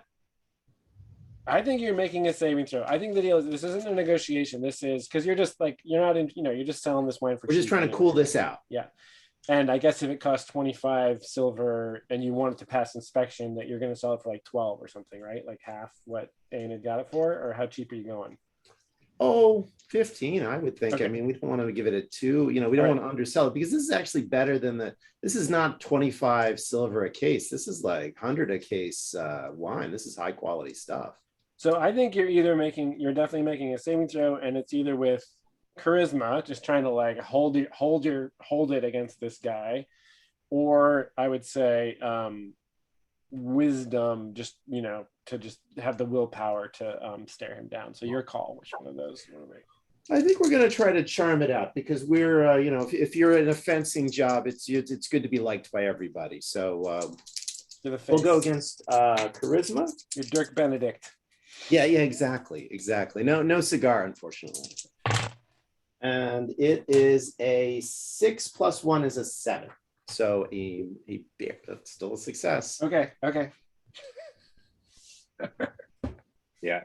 And it's been like holding Alice this whole time, the bow, just waiting for it all to go south. But you don't, you have a bow out? You have an arrow out, or you just got? I have the bow out, no arrows yet. But you can draw those things so fast that you're just ready to draw. Yeah. Okay. Yeah. So you're staring at each other, and then he steps off the tower and drops in what is a it's one of those swoops. It's like a predatory dive. Yeah. So that happens. Alexi, and I don't know what Aenid's reaction is going to be, but Alexi, do either of you guys do anything? You don't know what he's up to, but he's dropping at you. I just so you know, Alexi, I step in front of you and kind of crouch down because you're short and sort of block you, and now my fingers are on an arrow, but I haven't drawn it yet. Okay. My fingers are on it. So does Alexi do anything? Let's see what happens. Alexi's going to be unflappable. He's just going to cool this out, because we're all friends here. We're all just trying to find the mutual solutions. So Doosan Yellowbeak drops, grabs the crate in both of his lower feet talons, which we've established are those real feet talons. And Abdiel, you feel this and like heaves the crate off the ground, and with labored flapping flies back over the wall and away. And the guard in the guard tower just starts laughing. What about our money? I guess you'll have to go find your money somewhere else. So I assume Abdiel hears this inside. Yeah, he's like, and so the box is taken off, and he's started to flap away. Yeah. I think who do we make the invoice out to? And so he said, find your money elsewhere. Hey, where are you going? I think Abdiel, despite being inside the box, maybe has at least a quarter of the gist of what's going on there. I think Abdiel would like to actually do something very similar to the trick he demonstrated to Greyhead. Inside the box, he's going to sort of close his beady little eyes and reach out with his senses, and he feels the beating heart of this Buma, the Doosan Yellowbeak, close by. And he feels the blood coursing through the wings, the labored sort of lifting, and he is going to sort of take his paws and twist them and pull them apart. And as he does, I'm not sure what color Buma blood is, but he is going to sort of form again this twisting helix, but it's sort of drawing off of Doosan. It's lowering his blood pressure, making him lightheaded, and hoping to sort of bring him back to the ground. Okay, so just trying to like weaken him enough where he sets you down before he gets to wherever he's going? Yeah, and yes. Okay. Maybe he passes out, maybe he doesn't. Depending So on how he- high he is when it takes effect. Let's hope. Oh, he there goes all does that not beautiful pass wine. out. Man, that is yeah. a deal.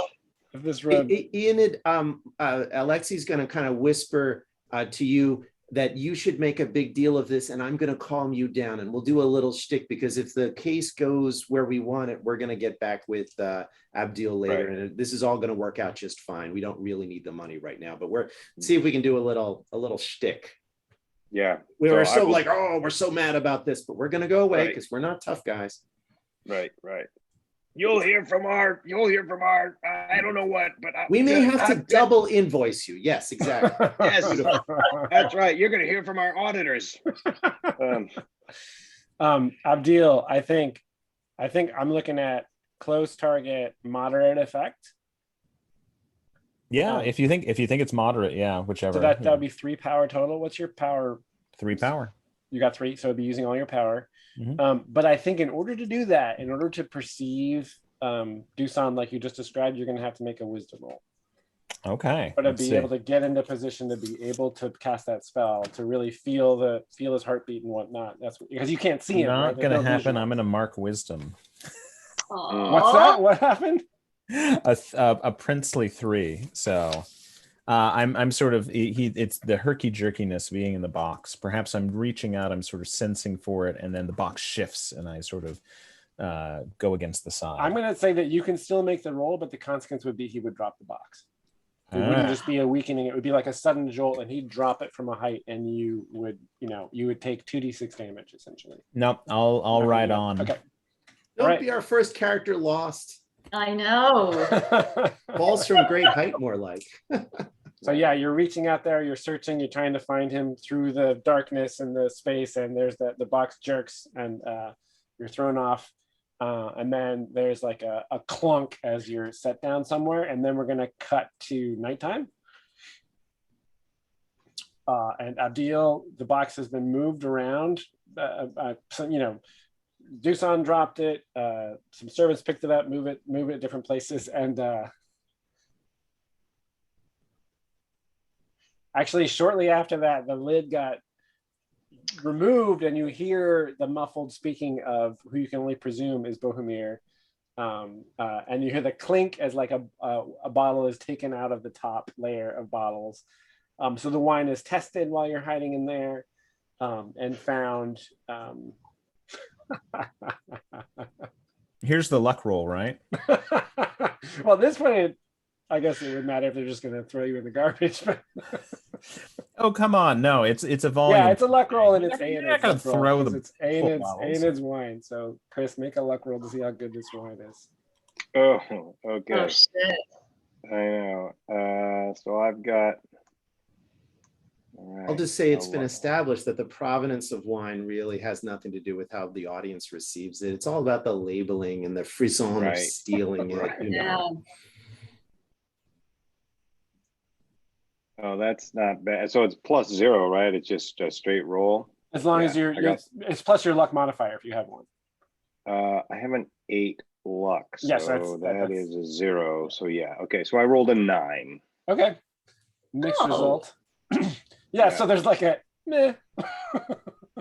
Right. Well, it needs to rest. You can't shake it. Like the whole Let it thing of be. like lifting the wine and shaking it. Like, oh. Right, it's got to rest, exactly. Yeah, so that night, Abdil, after things quiet down, how do you emerge from the crate? I think once I may have clipped ears, but they're still rather sensitive. And so listening very closely outside the box, determining that there aren't any people nearby. There'll be a sort of furious scratching, and eventually sort of some of the part of the side, perhaps a plank or two breaks loose, and he worms his way out. Oh, okay. So the exterior of the box is okay. Great. Yeah, or maybe I just pop out of the straw. And then, did you guys have a prearranged meeting place? Well, I know that they were going to try to go up to the The walkway. topmost thing there. Yeah. Okay, so you're going to be moving up there to meet them, and they're going to be climbing over the rocks to get there. Now, Laylee, no problem. I think Aenid and Alexei have to roll for this climbing operation. And it's not like you're going to fall to your death or anything like that. It's more like how exhausting this climb is for you. So, so you got to find your way up through these. There's like these narrow little defiles and canyons, and you know it's easy enough for Layla to essentially sprint ahead, but you guys have to like it's a little harder for you. So I think it's going to be a strength roll for each of you, and this is just to see how much how exhausting the climb is. All right, I've got +0 strength. Oh, 6. You got a 6. Got a 6. So 6 you're plus gonna 0 take, is still a 6. you're going to take 1d8 ability score damage. So roll a d8. Mark your strength. Yes, of course. Sorry, mark your strength. Absolutely, mark your strength. Oh, this is where I wanted to roll low, right? Okay, well, that's when I roll a 7. So I rolled a 7. So you distribute that Mark. across your physical, across dexterity, constitution, and strength. You can distribute that loss however you see fit. Got it. So that's not a mark. That's an actual loss of the yeah, your temporary ability. values 7. go down there. And what did Alexei get, Kevin? You got a 3. Man, okay, wow. So Laylee's waiting for you guys. Rumbling all the way. Ah, so exhausting, you know, these old wings. Let's see. Oh, frog. I got an 8. Clearly we should have gone into the front gate. Yeah, maybe in retrospect. In retrospect, shit. Well. In retrospect, you're turning back. Abdil, just save yourself. Yeah. Oh, Haley's fine. Yeah, that's right.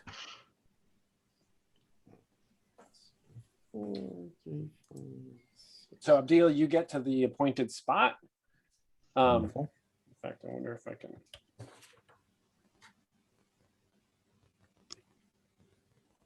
Trying to figure out. Oh man. This is sort of darkest night situation. Yeah, and there's no, as Aenid was predicting, there's no real guards up in this upper area. They're all elsewhere in the compound. So you like, Jason, when we drop down and if finished our exhausting bit, Alexei would like to lay on hands on Aenid to heal ability damage when it's convenient. Okay. Jason, do Buma favor Alpharon servants because they enjoy the power dynamic there? Because they what? Enjoy the power dynamic. Oh, I think that depends on the specific Buma, right? Like, I think if you have a particularly. So the answer is yes here, right? Yeah, there. I can tell you. I mean, there are Alpharans working for him for sure. Okay, you want to lay on hands. Call upon your duty to heal a living thing which you are touching, burn 1 constitution, and roll wisdom or charisma. And Aenid, your alignment is lawful, correct? Correct. Great. We're not opposed, so that's okay. That's good. 2. And I'm gonna roll against wisdom. 7, 8. So I got an 8. And that is heal hit points or ability points equal to your current favor. Yep. So Aenid, you can, my current favor is 3, so you can heal 3 ability points of what you just lost. Okay, cool. Where they go. Yeah, that brings my Jason, dexterity that costs me back. 1 additional constitution. It costs you 1 constitution, that's right. The bow guy needs his dexterity. So Alexi's in pretty bad shape right now, right? Yeah, strength of 6, constitution of 3, dexterity of 5. Oh, fuck. Wow. Okay, that's not good at all. We're a talker, not a fighter. At least not for the next hour. So when your constitution is 3, you have a -3 modifier to your hit points. Oh, was not tracking that. Not that it's going to make a huge difference, but and to a minimum of 1. Like, of course, you're always going to have 1 hit point, but it No, Jason, I wasn't expecting there to be an of course. Alexi passes out. Right. I mean, he's clearly between that and the laying on hands. He's like, he's like, yeah. Drained. Well, since everyone is so tired, why don't I scout ahead to make sure there's nothing dangerous, that there aren't any guards or something, and that way we hopefully can avoid getting in a fight. Jason, quiet, in and out. Yeah. Be super quiet. Be super quiet. Is it cool to use the healing kit? Will that work on this exhaustion? Some revivifying herbs? I mean, like a kind of like a smelling salts kind of thing. Well, no, I bought a healing kit in the adventurer's gear kind of stuff. I bought a healing kit that had slow, 3 uses, 1d6. I think the slow part is a factor here. Like it would take time for you to use it and recover. And I think that like the real thing here is you just completely wipe yourself out climbing over this mountain, and it's just like rest is what's going to. All right, fair enough. Well, unless you were talking about there's some narcotics or something that you're. No. I don't. Not at this point in character development. Yeah. Okay, great. Laylee, you're going to find answers, right? You're going to see get the lay of the land. I am. I'm going to kind of just like slip into the shadows, move like the wind, and like try to see if I can figure out where we need to go. Okay. And where the guards are, so we don't get our asses kicked. So I don't know if that's by where you need to go. What do you mean by where you need to go? Well, so we know that this like tower is like our best bet. Can I like do a quick like up and down the tower to figure out like where we think the most likely location of this thing is, and if there's guards there, so that we don't just walk into rooms and just like get our asses kicked? Okay. So you're gonna scale the tower, look in all the windows, and see if you can discern the location of the secret study. Yes. Is that right? And whether it's guarded and whatnot. Okay. Yes. Cool. I think then that's going to be, I mean, you can climb sheer surfaces. I think it's going to be a move silently roll. Okay. To thoroughly search that tower. Because it's not like you're finding any, like you're just looking in all the windows, right? So if you can see the study through one of the windows, then you'll find it. Exactly. So you're moving silently, and that's a dex roll. All right. So Laylee moves off from you guys. And I also just want to know where there's if I see guards too, right? Because we know that there are guards here, but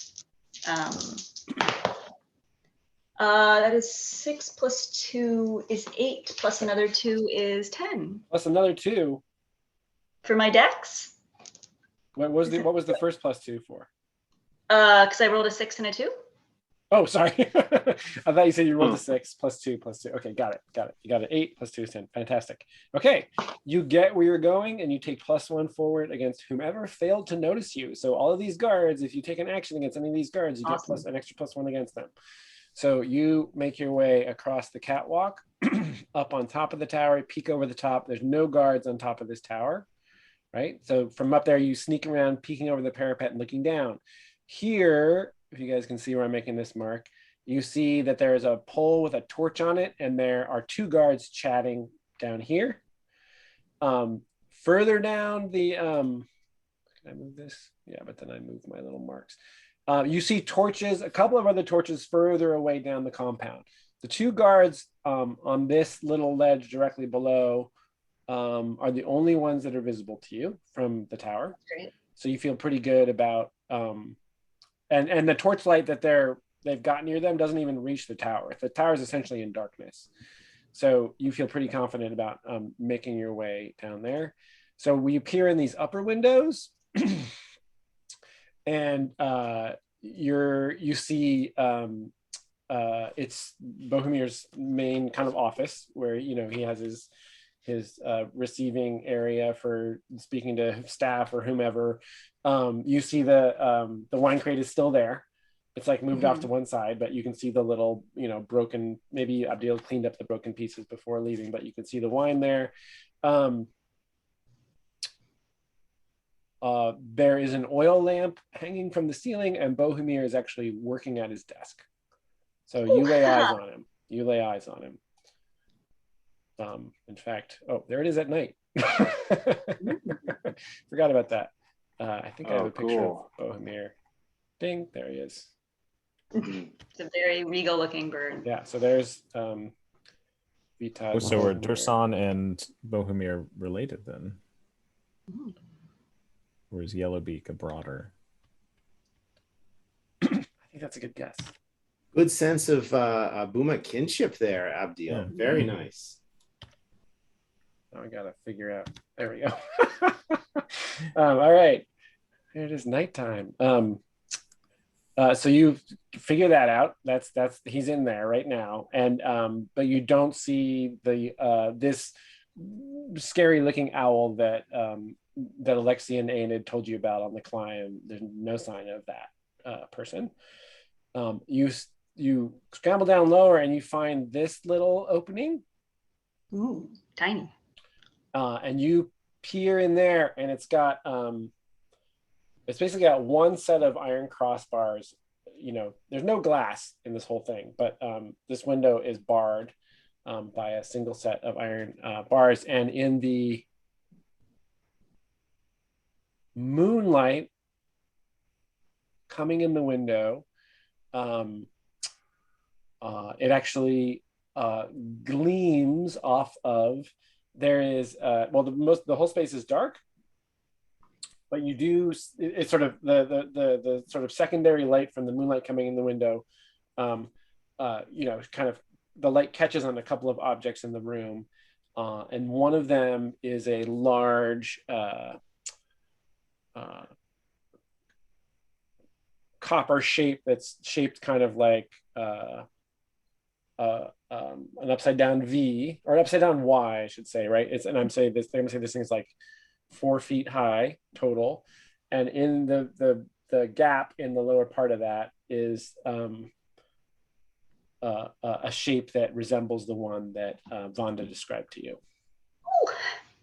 Oh. Wait, just so I'm clear, that's separate from the upside down Y, or that's the? It's like the upside down Y is an object made out of some kind of metal, like maybe it's gold or copper, hard to tell in the dark, and sort of.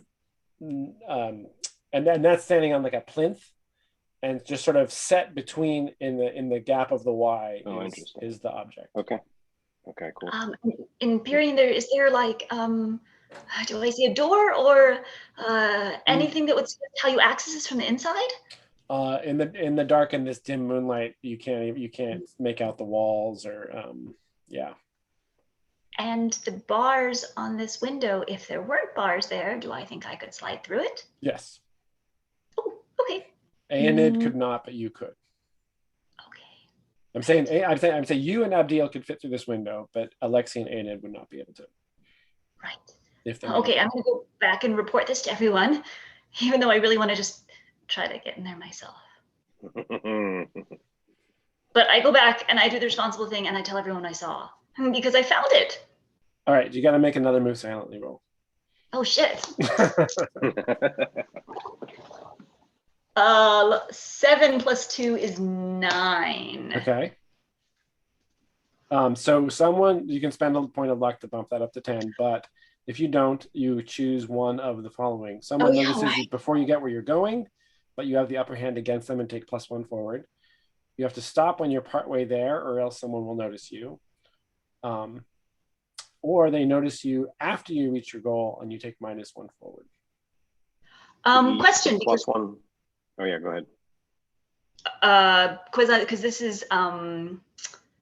is me climbing silently. Does this count as acrobatics so I can spend cunning to bump that roll up? Absolutely. I'm doing that then. Good use of cunning.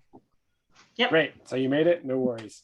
Sorry. Yeah, Chris, what did you say something? Just maybe a rules question. So that +1 forward that Laylee had, could it have been used in this case, or is it sort of not apply because it's unclear who would have seen her? It's +1 forward against whomever failed to notice you the first time. Yeah, that's a good question because with this, I guess in this case, in my head, it is the same person who would have seen you the first time. So yeah, I think you can save that cunning. I think Chris is totally right. It's a situational thing, but I think it applies in this. I will take it. No complaints.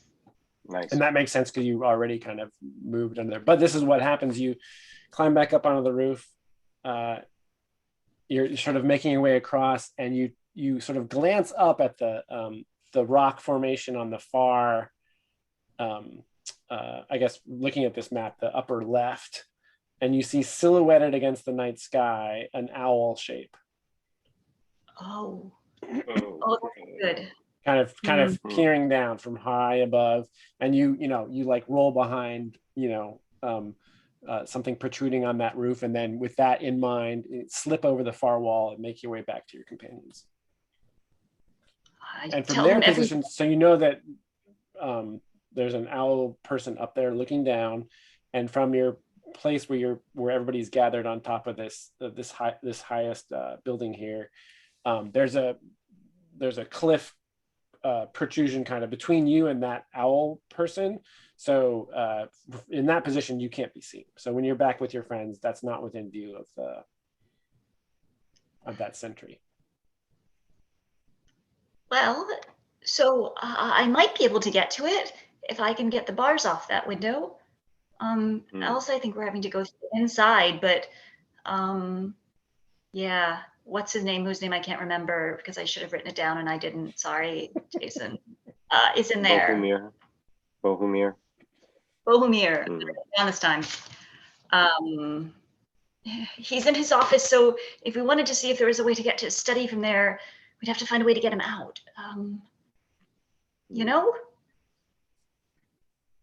Are we inside this little hut, or are we on the roof? In my mind, you're on the roof. Got it. And sorry, Beth, I cut you off.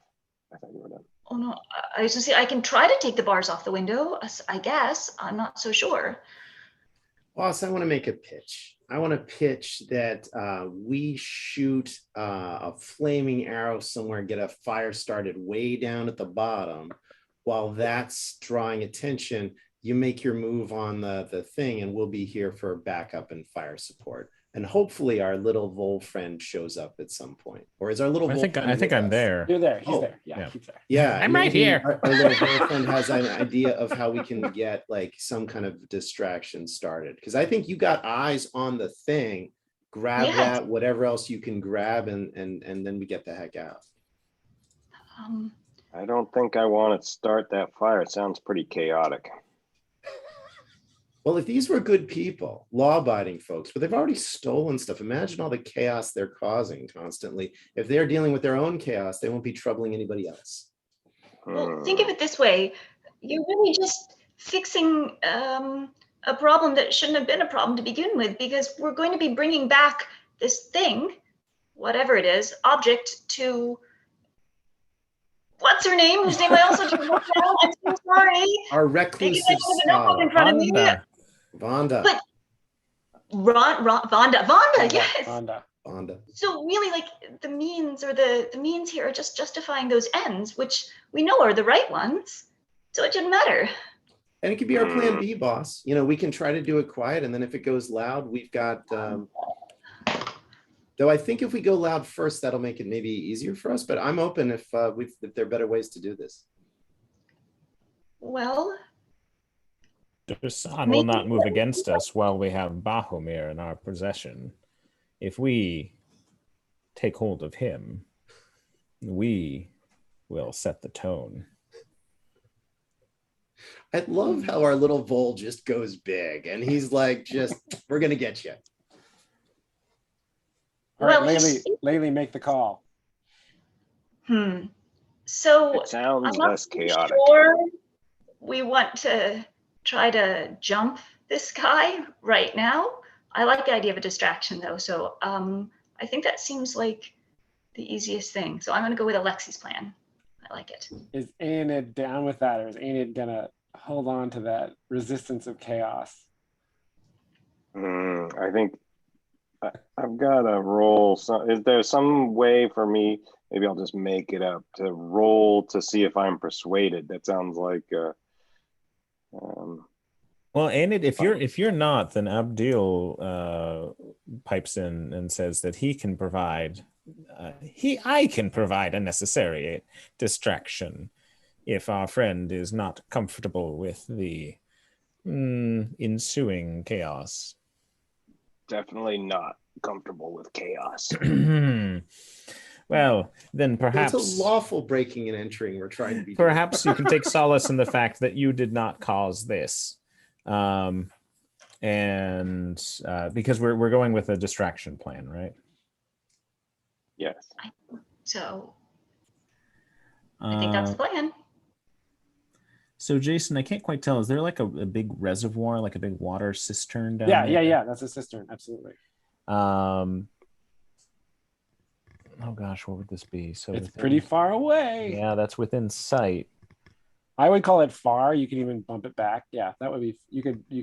But at far, that's 2 power. It's 2 power, and I have components with me.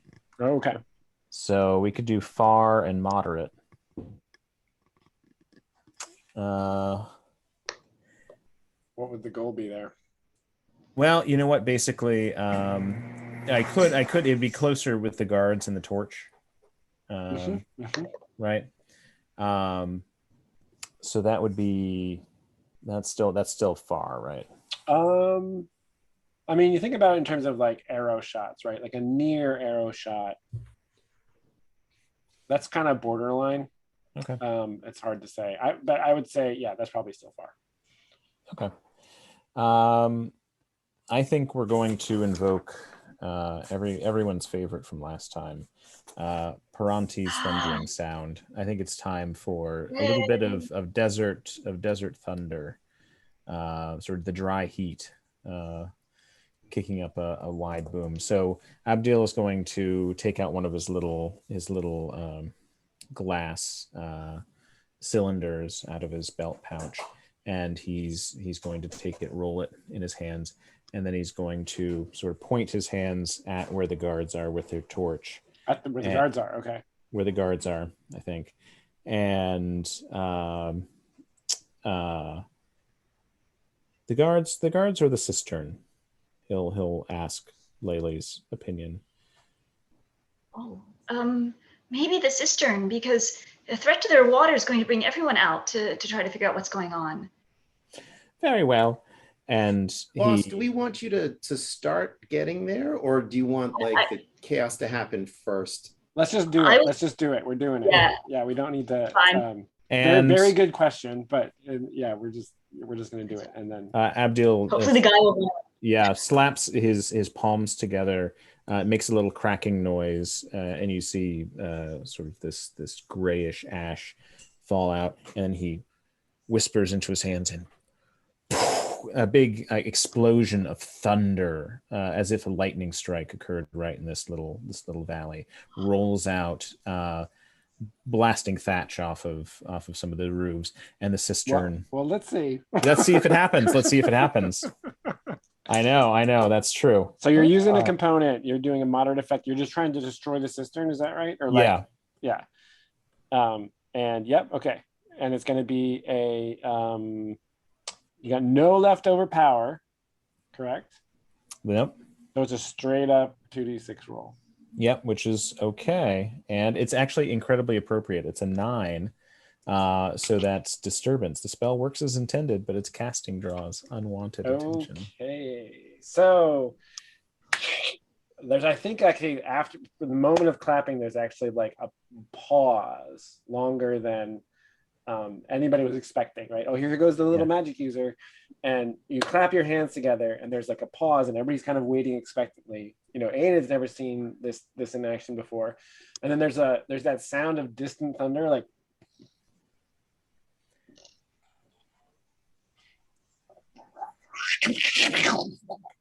and a bolt.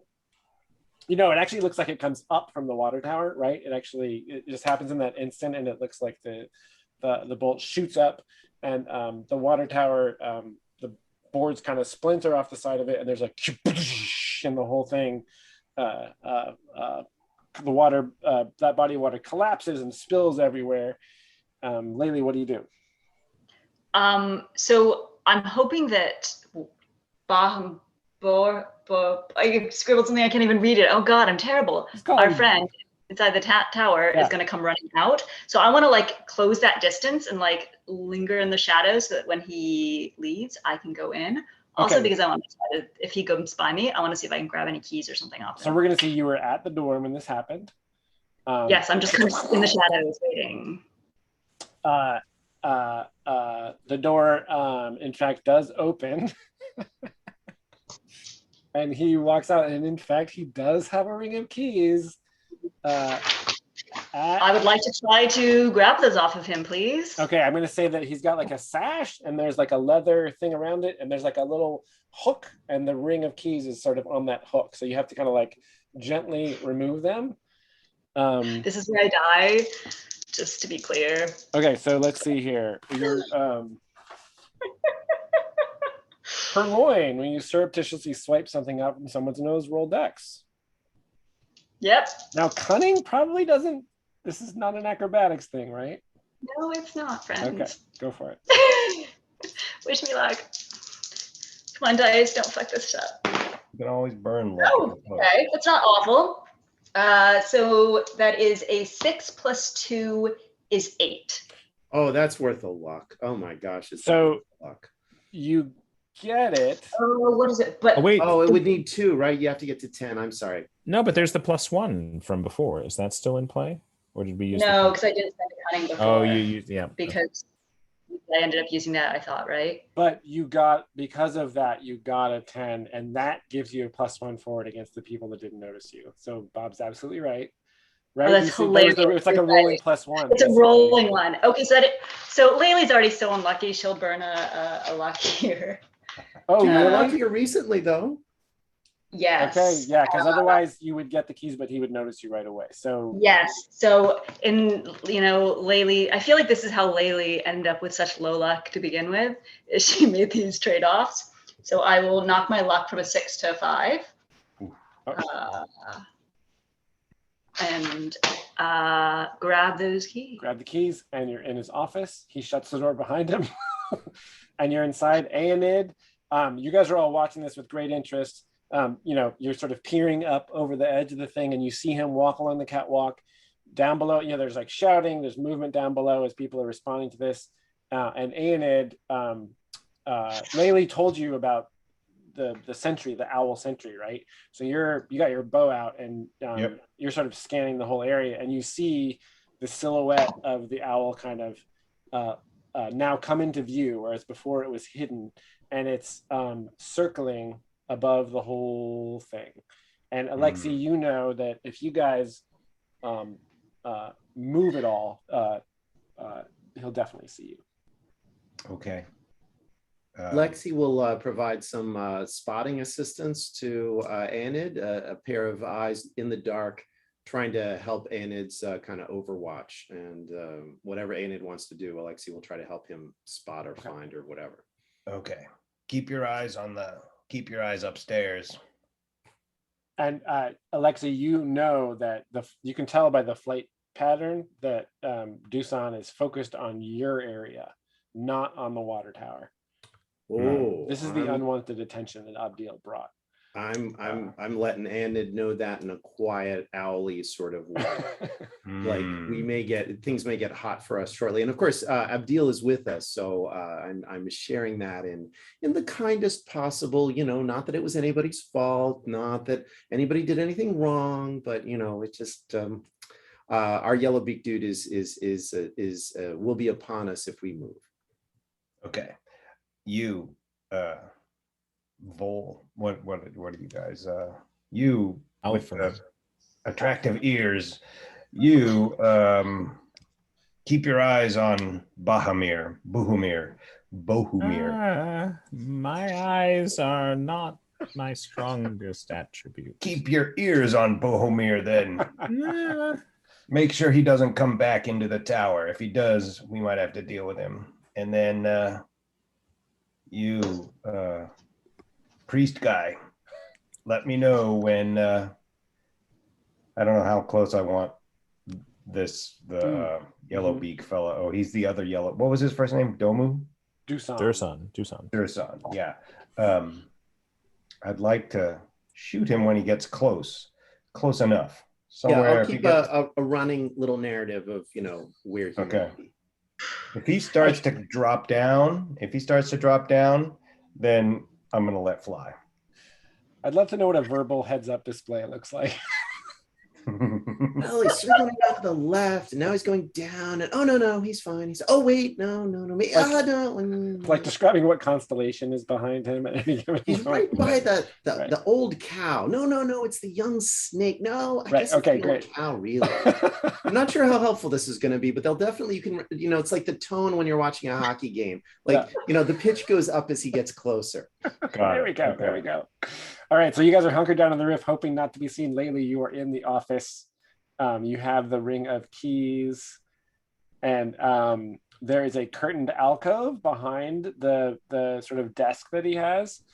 And in that alcove, there is a spiral stair that goes along the exterior wall of the tower down. Oh, yes. And it's just it's pitch black down there. There's no light at all. Well, I don't have any torches, so no, he's got a lantern. I'm gonna grab his lantern off the wall and it's an oil lamp. Yep. And bring that down with me. Okay, so and it's like a classic, almost an Arabian Nights kind of oil lamp, right? It's got like the handle and it's got the oil coming out of the end of it. So you pick that up off it's got like a kind of a holder on the wall. You pick that up and trailing that oil smoke, you make your way silently down the stairs. And at the bottom of the stairs, you find a solid wooden door, and you make with the keys. Yeah, try them all. Yes. Key and keyhole, that's like a special moment, like finding the right for a thief, right? Yes. Clink, clink, clink, clink, trying to be as quiet as possible. You hear the muffled shouts of movement outside. You find the right one. And holding up the oil lamp, you peer into this chamber. It's clearly where Bohemir does his religious rites. There's like what looks like a prayer mat. There's like tapestries on the wall. And against the, the angle of that moonlight coming in, sort of in the middle of the room, there's like a raised stone, like a plinth. And on that is this object that I described before, which is essentially, you see that amulet he has? Mm-hmm. That's the symbol of Arthu. So it's that but 4 feet high, and it looks like it's made out of gold. Ooh. And it's resting. It's you're not sure how it's supported, but it's sort of like this inverted Y on top of the plinth, and then in the middle of that, standing upright, is this, just as Vonda described it, this translucent crystal kind of shell. I'm going to go up to it and I'm going to gently try to see if I can detach it without like breaking it, because I know she said not to break it. Well, when you get close, you see that it looks like it's just resting on there's like a flat edge, and it looks like it's just sitting there like a trophy. I'll like take, I'm gonna I'm gonna take my bag, one of my pouches, and I'm gonna just kind of slip it over it and pick it up so gently, carefully. Okay, as you're doing that, so you've set the oil lamp down so you can use both hands, right? Yes. So correct me if I'm wrong, please, if I'm getting this wrong. No, I think so. Like it's very Indiana Jones. Yes. So you set the oil lamp down. There's that dim light.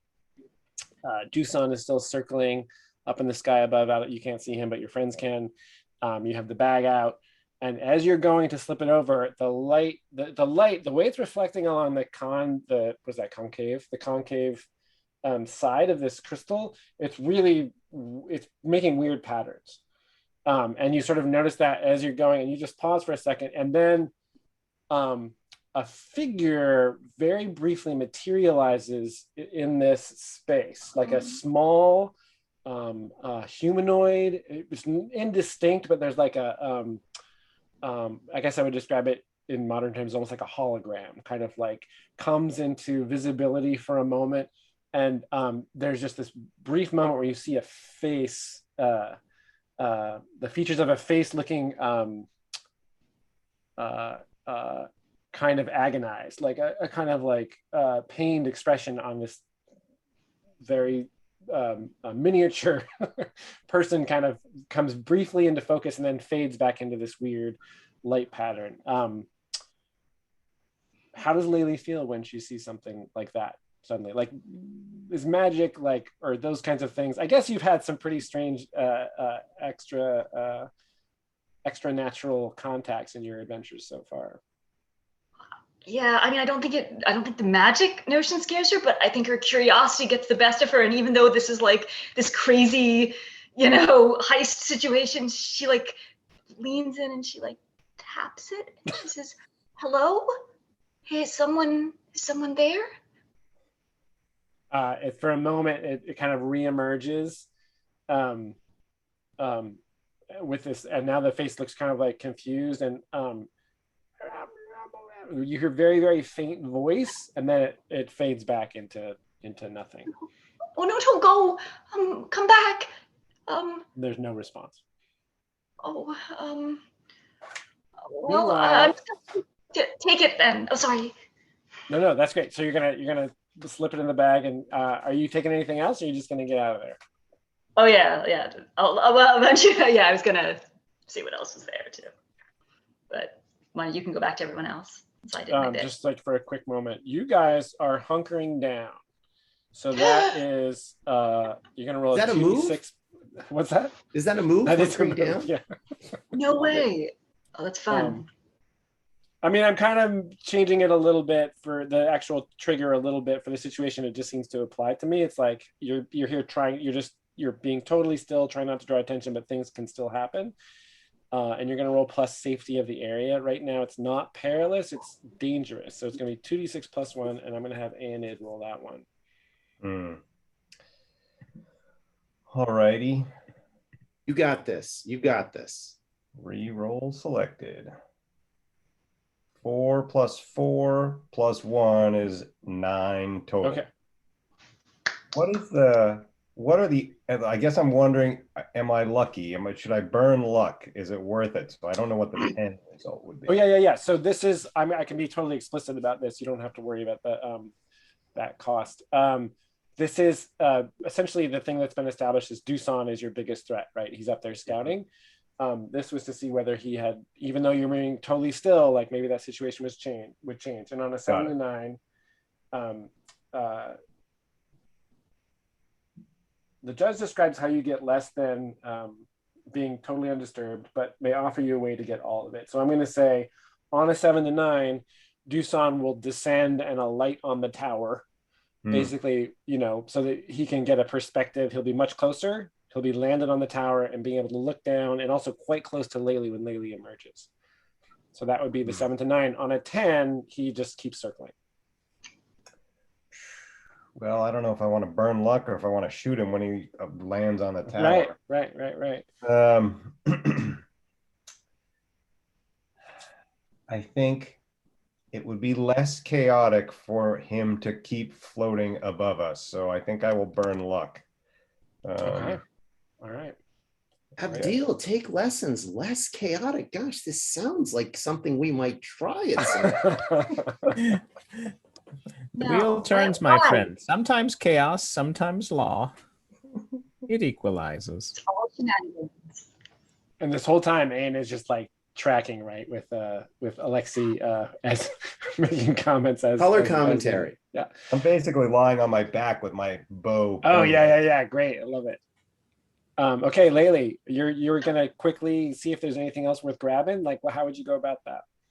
Well, so I want to see if there's anything in this particular. It sounded like this is just like a religious, like a prayer room or something. Yeah, but it's like I want his to see sanctuary. Yeah. So I mean, I want to look here and I want to look upstairs. So I want to look at anything of value, like things that look like they might be gold or have jewels or something in them, like whether it's like art or like, I don't know, whatever. Also, if he has like books or like, really I'm looking for his like diary, because like I want to like read about his like love life with Vonda. So I'm also looking for that upstairs. Vonda just doesn't get me. Yeah. And if you happen to grab those bottles of wine, that would be great. The issue is how much capacity Laylee has, right? I don't think Laylee can literally carry those bottles of wine, to be honest. He has a strength of 7, doesn't carry much. Got it. And she's underage, so I guess there's that too. Well, I think we established last week that's not an issue. Oh, okay. I was thinking we wouldn't want the alcohol control board to get, Could I have everybody roll a d10 for me real quick? And I'm going to ask for, I'll ask what you rolled by name. So Bob. 2. 2? Mm-hmm. Okay. Kevin? 8. Okay. Beth? 10. Okay. And Chris? 7. 7? Yep. Okay. I think one of us is getting a pony. No, that I wanted the fucking diary. I want his love life. No, This is- my God, yes. We had to pick Laylee's one thing all to about get. That would be beautiful. Bob, my would you God. roll a d4 real quick? Yep. Because 100 silver pieces for this cool extra dimensional crystal, but Vonda is obviously going to offer us 200 for Bohemir's diary. 200 easy. Okay. Now I need Laylee's you. I need Yeah. you each to roll a d12. a D12. Do I Oh, have- sorry. D10 again. D10 again. Bob first. Oh, a D10 from me? Yeah. 9. Okay. And then Kevin. Another D10 is a 5. Okay. Beth. 3 this time. Okay. And Chris. Looks like another 7. Okay. And then just one more, Laylee. Another D10. Yep. A 5 this time. Okay. Okay. This is for the journal. Come on. I want Bob, Kevin, and Beth to roll a d12. D12. All right. Okay. Well, all right. All right. Don't fuck this one up, guys. Heartbreak All right. Hill, here we come. Middle of the road. I got a 6. Oh, no. An 8. An 11. Kevin's 8 was the journal. Yes. Hey. Okay. It's the Okay, best. sorry. I This love is I have not prepped all of his loot, so this is you guys are helping me roll this loot right now. But there's some good stuff. It's literally in your name, Jason. It's literally in your name. What is? Loot. Oh, loots. Like, come on, man. Chris, roll a d12. This is kind of a biggie. So this is not the journal. This is for something else. Ooh. Nothing's bigger than the journal. Let's be honest. Okay, weird. Another 7. Okay. All right. So I'm not going to go into great detail about all these because I still need a little bit of stuff going on. But I will say, so Laylee's running around. You got like your sack, right? Your thief bag. Yes. And you're just looking for stuff that's grabbable. You down in the sanctuary, you know, that big thing that's just too big, right? The big golden claw thing, like no way you can get that out of there safely in a bag. You do see a really nice there's a nice chalice, right? And in fact, there's a bottle of a half-empty bottle of Lowland wine, not the stuff that you brought, but a really nice vintage next to it. So you nab that, right? And you throw that in there. And then looking around in here, you're like, God, that tapestry's got to be worth a ton, but there's no way I can carry a tapestry out of here. The other thing was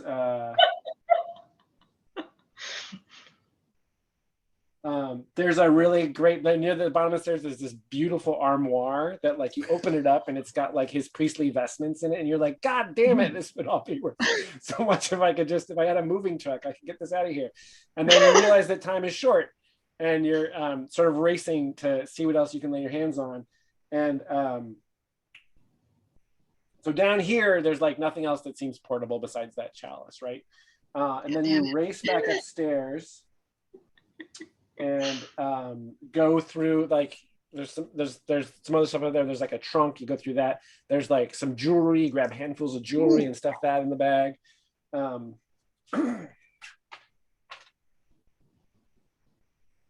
And at the last minute, you're like, it's got to be some evidence around here. What's,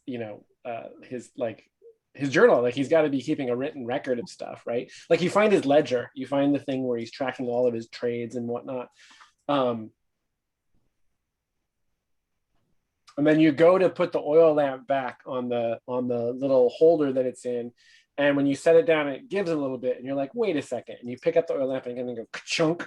And with the oil lamp holder, when you push down on it, a section of the wall kind of falls a little bit, and you can push that inside, and there is his journal, a leather-bound book, a thick leather-bound book of parchment. So you grab that and throw it in the bag.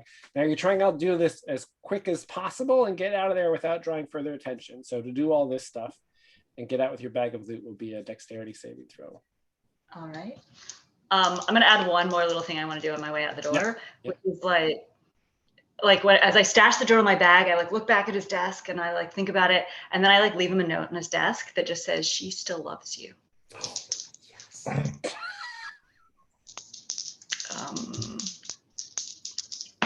And then, that is a 6 plus 2 is 8. You're just causing trouble. You're just stirring stuff up. He still loves you. That may be my favorite thing that's happened so far. It's the best. I think this is what Laylee would do. No, that's great. She really thinks there's hope for them. She's a 15-year-old girl. She's a 15-year-old girl who herself is missing her friend, right? Yes. She's going to get them back together. Okay, yeah. So there's a catch. Worst outcome, hard bargain, or ugly choice. This is your ugly choice. You can take the time to write that note. But you hear, so you can take that time. If you take the time to write that note, Doosan will notice your friends. Sorry, friends. I really want to write that note. I do it. I'm sorry, kids. Of course, Laylee doesn't know that. It's Beth, right? Like Laylee's like, Laylee's more like, time is of the essence. I have to get out of here. But no, I must write this note. There's still hope for them. And there's a cut back and forth as finds the pen, finds the ink, and then it cuts back, and Doosan's head is doing the 180-degree owl turn, right? Scrolling down, she still, and then locks heads with sees Anid, like maybe it's just Anid's eye, right? Because Anid can't lose sight of this guy. Sees Anid and Alexei when Doosan locks eyes, and your eyesight is much better at night. You see the strong family resemblance to both Bohumir and Vonda. Oh. In fact, it's something in the feather coloration where you can tell exactly who this Buma's parents are. Wait. Spell this out, Jason. Whose parents are whom? Are they siblings? Bohumir and Vonda are Doosan's parents. Yes. Oh, yes. Can't you're the only one that knows that. You're the only one that recognizes that fact, right? Yeah. No. Anid, the owl sentry has made you. What do you do? Shoot that bow. That's what I came for. Abdil, you have any artillery, my friend, my little Vol friend, my little chaos engine? He starts rummaging in his little belt pouch. My little chaos engine. All right, you're going to shoot or throw. You are shooting. That's a dexterity roll. That's said with love. I want to be clear that that's said with love. And because it is being made with your favorite weapon, if you want to, ahead of time, you can spend a point of metal to get +1 to the basic roll. Got it. Dex roll. Before I roll. Metal gets, the cunning is the only resource that gets spent after the roll. Metal has to be spent before the roll. Right. I was wondering if I want to save that metal to revel in battle. Well, hold on. Did you spend one before? I did spend one before, so that's why I only have 2, right? So but you spent that way back in the tower, right? Right. Yeah. Yes, you would have had time because to regain your medal, all you have to do is take a moment to like catch your breath. Oh, okay. Well, it's been like a full day. Okay, Yeah, so then I will spend. Can I spend? So I will spend a medal right now, and then if I get a 10 plus, then I will spend another medal. Okay. All right. Great. So I will definitely spend a medal. So that's giving me +1. Is there any helping or is it hindering me with Alexei kind of here, like this is what's happening? And I guess I think that's totally your call. Like, is Alexei? Is it like encouraging kind of? Is it reassuring to have that, or is Aenid someone who prefers? I'm not going to let it be a hindrance. It's not going to give you a negative. But is Aenid one who like prefers like quiet focus? I think Aenid prefers the quiet focus. So yeah, I think Alexei like nattering and he's coming, like screaming in my ears as he starts to drop, or I don't know, whatever the quiet whispering scream in my ear as he starts to drop. Yeah, I don't think that's going to be helpful. Okay. So does Aenid say shh before he takes the shot? All right, here we go. Re-roll. Roll for your party's a little slow. Okay, 5 plus 2 plus my dex is +1 plus another 1 is a total of 9. I could, here I go again. Luck. I could burn another luck. You know what? I didn't come here to, I came here to, I don't know. You didn't come here to miss. I didn't come here to miss. I'm here to drink wine and I'm going to burn another. I'm going to burn a luck. I get a 10. So then my medal is down. He's only got one eye left. Got this, friend. That's good. Oh, that's pretty. Okay. So increased damage dealt by strength. Well, I don't have strength. Well, or minimum +1. Ignore amount of target's armor equal to dex. Handicap. Inflict a condition of your choice on your foe with the duration of my int minimum of 1. So I think I'd like to inflict some sort of handicap. He didn't appear to have much in the way of armor, right? Let me check real quick. He is wearing a leather covering his sort of breast and upper body. He's got like a cuirass. Okay. Yeah. I think I'm going to then I think what I want to do is we're not getting paid extra to kill this guy. So I just want him to kind of not be able to fly anymore. So I want to literally wing. Sound familiar, you guys? Yeah. So I'm going to go for a handicap, right? Inflict whatever that might be. Can't fly or stunned or hindered or whatever that is. Yeah. Like you could do you want to like pierce one of his wings so that it's like too painful for him to move? Exactly. Or what other way can you think of? You could try to like pin his foot to the tower that he's on, something like that. Well, he's still flying, right? No. Sorry. Yes, right. He did not land. You're absolutely right. He is flying, and he's spotted you, and he's about to drop on you. Kind of doing the owl drop, like the raptor drop, but he's doing the owl drop, and so I think my goal is to kind of wing him, throw him off course, and maybe he tumbles into exactly something like that. It may not kill him, but it certainly is going to prevent him from flying again. That's okay. Yep. And then I roll some damage too, right? That's right. Is it a longbow you have? Yeah, longbow. It's a D8. D8. Well, I happen to have one of those here. 5 points of damage. Okay. And then for every 10 feet, 1d6, right? I think that the actual damage he takes is from the impact of the fall. Like the arrow clips his wing. He does exactly what you like. He like drops into that. He's coming right at you, and I think that Aenid has to wait. Just it's really about like waiting till he's close enough, and you're like in the darkness. You're a human. Your eyes are just trying to adjust. Right. Lexi has stopped speaking. It's like the Luke Skywalker in the trench moment, right? right. There's a pause, and then you let fly, and there's like a tip, and like one feather kind of sprouts off. You like flies off of his wing, and he like just veers away from you. And falls. If we look at the, this is so apparently Miro is integrated with Zoom now, but I need to try it out. Yeah, so do you see how right in front of that catwalk there's that big space? There's that big gap. Yeah. He just plummets into that, out of sight. Got it. Okay. At that moment, Laylee emerges from the office onto the catwalk. Okay. We didn't really come up with a plan on how to get out of here. Maybe we can. Time to go. Let's go. I'm gonna say that the way you got in must have been with Laylee's rope from above. Yeah. So that rope could still be hanging there. Okay. Time to go is now, though. Let's see that. Hurry. I think all the guards are away. He just felt he was the main threat. Bohemir himself is down trying to figure out what the hell went, why this random act of nature destroyed his water cistern.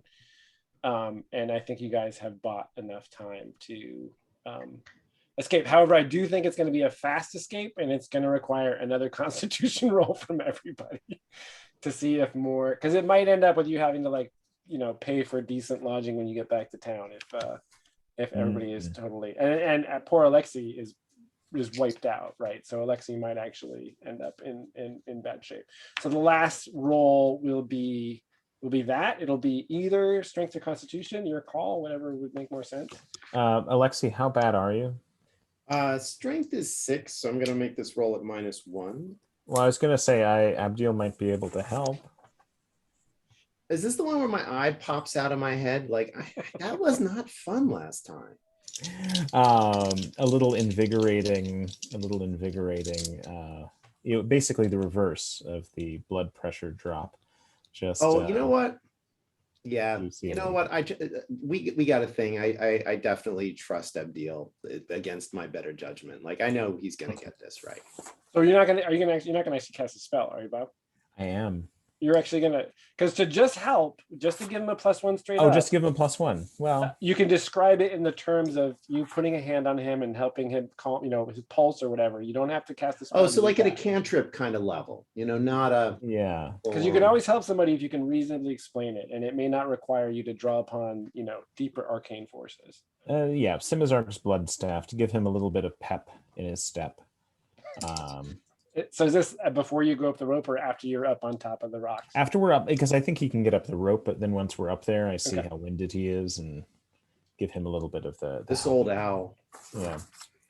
Laylee's got this clanking bag of loot that she's gonna, and I think with that loot, you're gonna need to use the rope to get up there, right? You don't have both, unless you have some way of, you probably have some way of attaching this, like Santa Clausing the sack, right?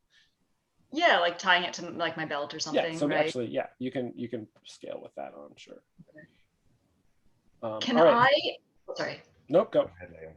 Since I know Abdiel has a hard time climbing, can I help him since I know I can get up here easier? Yeah, or Aenid could just put Abdiel on his back like he did last time. Oh, that's probably the better thing because he's got that whole thing going on with the carrying thing. Yeah, I can do that this week. I can do that. Okay, Aenid's willing to do that. Okay. So, but that said, I rolled a 6. So I guess, can I burn luck again here? I don't know what the stakes are. I guess I don't know what the stakes Yes, right. So we're gonna say this is encompassing the entire physical ordeal of getting out, back across the formation, back down, and back to town in a timely manner, right? So it's gonna be I'm going to say 10 or higher, all good. And then it's going to be a D4 ability damage and then a D6 ability damage. So the worst, in that case, in that roll, would be a D6 ability damage to your physical stats. And the physical stats I just have to rest for a long period of time to. Yeah. And because we're not, we're not, during downtime, we're not needing people to pay for lodging, right? Because they're just squatting and whatever. But when you're actually recovering from injury, it will cost you silver essentially to recover. Got it. Okay. So I am going to, but luck is not easy to recover. You get it back when you level up. Yeah. So I am not going to burn luck here. I am instead going to take a D6 of ability burn. Okay. Great.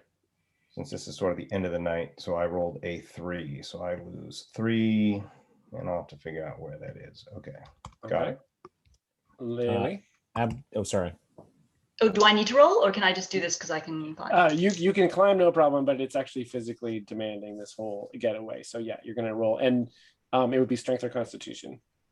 Can I make an argument to use Dex and use my scale sheer surfaces here, because this is like a difficult climb, like loaded down?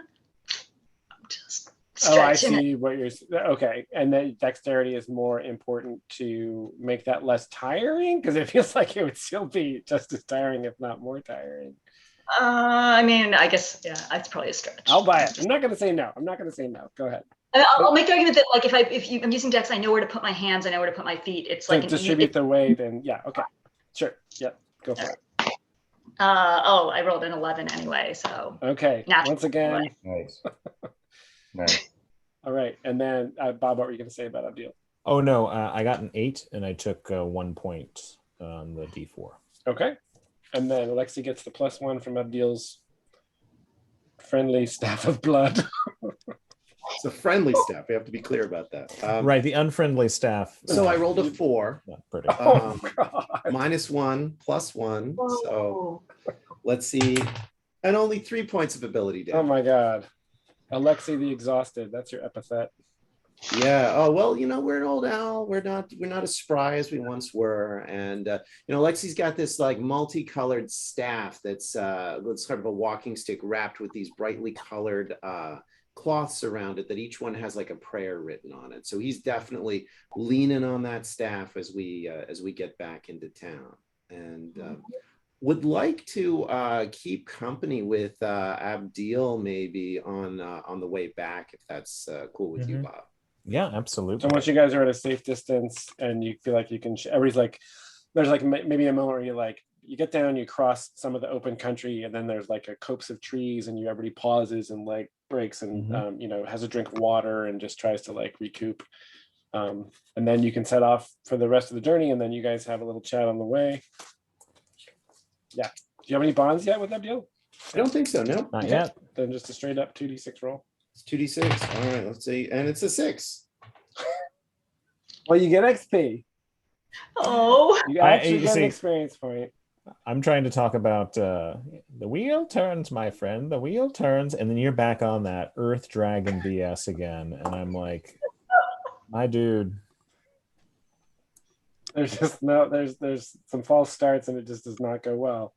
What would Alexi have to do in order to keep company with Abdiel again? Does time just have to go by? Does he have to just stop talking about Zemdrak? Does he have to list? Does he have to acknowledge the existence of the wheel? Like what would have to happen? He would. What would he have to do? Yeah, he would have to take an interest in the pantheon apart from Zemdrak. Okay. In the wheel, in Layamut and Talat Hatheb. Like an ecumenical interest, not a divine. No, exactly. Okay. So what do you think? Like 1d6 worth of hours of stories about the Moon Sisters? Yeah, right. That's your homework. Yeah. Okay. All right, so keep that in mind before you can keep company with Abdiel again. That's just something that would have to happen at your initiation. Anything else anybody want to do before we wrap up? Like in terms of like getting back to town or being in town upon your return? I guess you're going to show up at Vonda's, right? well, Laylee's got a proposal about that for the group. So Okay. she's going to We tell them about got to read the diary first. Yeah, I Oh know. my God! do we Yeah, have to read And the look at diary that! Look at first. that shell piece. The one thing I was going to say is, Jason, how expensive or how intensive is it to regain lost ability scores? Like if you spend one night in the comfy bed, how much does that recover for you? Good question. What's your charisma modifier? Oh no, I was asking for on Alexi's behalf because I was trying to On figure Alexi's out if it was worth juicing him or not. Yes. So to recover at a pour in, for instance. So Alexi, what's your charisma? Oh, it's 13. So you got a +1 charisma modifier. Yep. So for Alexi to stay at a pour in for a week is 7 silver. and he would recover his recovery times 8 worth of hit points and or ability points. And what's your recovery value, Kevin? Let's see, con plus level, right? So, but that's con modifier. Yep, con modifier plus your level divided by 2. Okay, so that's 1/2. Rounded up always, one minimum. So he would recover 8 points in a week at a poor inn. That would be what did I say, 7 silver. A modest inn would be 15 silver, and he'd recover an additional. It would just be 9 points, and then 10 points for a really comfortable inn. So, if anyone would like Abdiel to work his art upon them, he is offering his services. To heal with that crazy magic? Is that what you're offering? I know that's the choice, right, Jason? Okay, well we can resolve that in the Discord, right? Yep. That's great. So Abdiel has offered his crackpot healing services. Not crackpot. This is his profession. Sorry, yes, his profession, but we'll whisper the crackpot. Yeah. Yeah. And Alexi will also offer more natural herby based healing kit kind of stuff. So during downtime, those resources are available. I will also during downtime roll up the actual values of the treasure that you recovered. And Chris, did you have anything? I know Laylee has a proposal about the meeting with Vonda. Chris, did you have anything that you wanted to take care of? Nope, good. Okay. What's Laylee's proposal? So, because there's no time frame on when we need to get back to her, and because there's something weird about this crystal, either someone's stuck in there or someone's talking through it or something, and that person didn't look happy, I think we should hold on to it for a bit and try to figure this out before we give it back to her. And maybe we'll decide that we don't want to give it back to her if it's interesting. But you see what I'm saying? I mean, it's not like we have to give back to her when we get back to town. Yeah, we should figure it out. Alexi totally agrees that if there's a creature imprisoned or somehow suffering in there, that if this is an unethical or an unnatural kind of thing that's harming something, it would make sense to figure this out. Plus, read the diary. Oh my God, please. On the way back, I'm going to read it I'm going to do dramatic readings from the diary. Nice. As the sun is coming up and the sky is brightening, Laylee's marching along, reading the diary. Oh, this part's great. Yeah. The part where Vonda and Bohumir have a clutch of eggs together. Yeah. It gets really spicy. And we'll maybe take, Alexi's certainly going to speculate as we go through, what broke them up? What was the thing? This is a soap opera, right? We're trying to figure out how it's going to end. And oh my God. Yeah. Well, it's very clear that, I can tell you that it was because in Bohumir's plans, Vonda was a means to an end. He was just he's ambitious to the bitter end. And it's all about him just setting himself up and getting into a good position. And, he basically spurned her. So. Did he really? I mean, deep down, he probably still loved her, and probably still loves her. And was there a mention of what this thing is, what the shell is in the diary then? If she was a mean. Oh, he says, how does he describe it? Oh.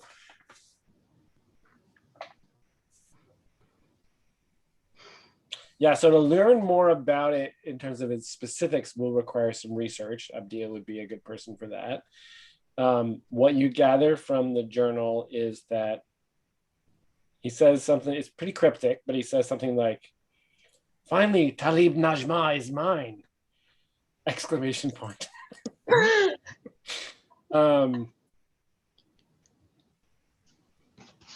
Our son has done his duty. From context referring to Dusan. You gather that Dusan is the one who stole the thing from Vonda. And I think the other thing you gather is that Talib Najma must be the name of the entity that Laylee saw. Oh, and that the thing itself is an actual moon shard. Whoa. Ooh. Whoa. That when the moon, when Umalaya was destroyed. Fragments of her were scattered all across the Western wilds, and who knows what properties they hold. I'm sure the Society of Truth has stories. But according to Bohemir's journal, it is a piece of the moon shard. Piece of the moon. I'm not sure we want to give this back. Oh man. I mean, we got a lot of loot. Maybe we don't need to give it. Well, we didn't get a lot of loot. We got the chalice and we got the diary and a bunch of jewelry. And I got the jewelry, right? So I think some of that jewelry might be pretty sweet. Yeah, you know, I have this image in my head of the sun coming up over a ridge and the four of us in silhouette, kind of like, you know, the seventh seal, right? With Enid in the back, and then Laylee in the front with the book open, kind of bouncing, and then the two, then you know the, and then Abdil and Alexei in the middle there. So that's great. I love that. So, that's perfect. As the curtain falls on. Yeah, and I think somebody says like, you know, Laylee says like, well, we're not going to give it back, right? Yeah, and it sounds like exactly the moment. Yeah. Yes. All right, man. Well, so much for a clean job. Just done, like wipe your hands and click the 100 silver pieces. Oh no. That was a great heist. What are you saying? Mm-hmm. All right, so we're gonna wrap up. The only injury we got was my lumbago. Yeah. Yeah, exactly.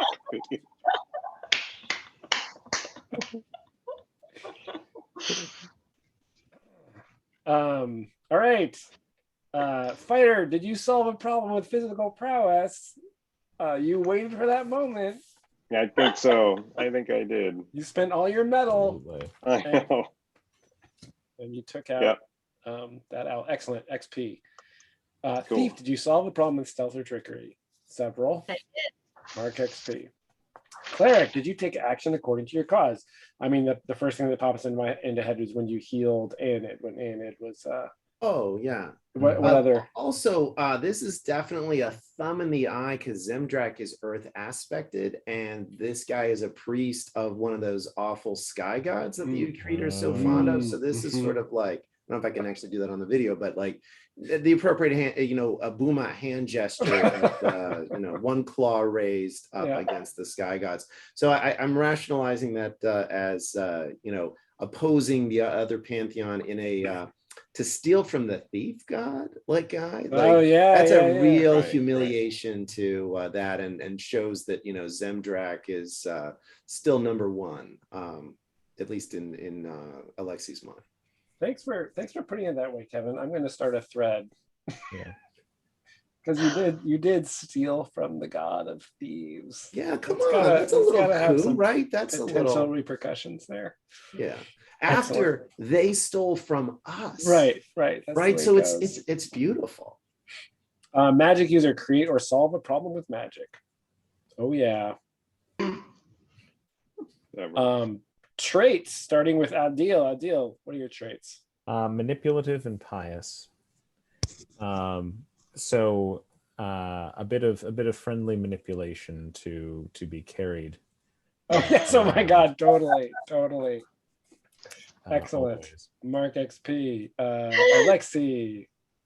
Kind and greedy. I feel like actually the healing stuff was meant from a kindness perspective, and you know, I'm interpreting his greed as not like for money, but rather, you know, a little bit of gluttony. And then also like he wants dish, like he is really into like what split these two apart. There's clearly like a gossipy kind of. He's greedy for dirt. Yeah, greedy for gossip and that kind of stuff. Okay, I'll buy it. Yep, that's good. XP. Laylee, impatient. I know that about Laylee. She's also idealistic. She's going to get these lovers back together. Oh my God, yes. But she's really just impatient. She's kind of a fucker like that. But that's perfectly 16, right? Because like, you know, we all realize this relationship's doomed and will never come back. But you know, if you're 16, of course, mom and dad are going to get back together. We know that. Just that moment when she stops to write the note. Oh my God. Oh, you know, my downtime project, just to let you know, Jason, is literally, I'm going to start a project that's going to be get the two lovers back together. Oh no. Shit, you not. Just to That's give awesome. you know. All right, and Anid, what are your traits? We don't even know yet. My traits are daring, tolerant, and envious. Oh, that's right. You said Envious. that. You said that earlier. Yeah. Yeah, daring maybe. Yeah. I haven't envious and tolerant, especially envious. I'm not. Well, I can think of ways to play that, but maybe I did a little bit of daring, not a ton, but a little bit. Yeah. Yeah. Oh yeah. yeah, totally For sure. daring. You snuck into the eagle's lair and like waited and like took your. Dude, I think that's very daring. Yeah. Totally. XP. Did you make any? Oh, alignment. Abdil. Neutral, satisfy a personal desire, or correct an imbalance. I see this as falling in line, but yeah, you know, he's a very personal desire oriented vole. I don't know how to put that in. I don't know. I don't know. Happen. What's that? Maybe it didn't happen this time. Yeah. Alexi. The getting the moon shard alignment neutral.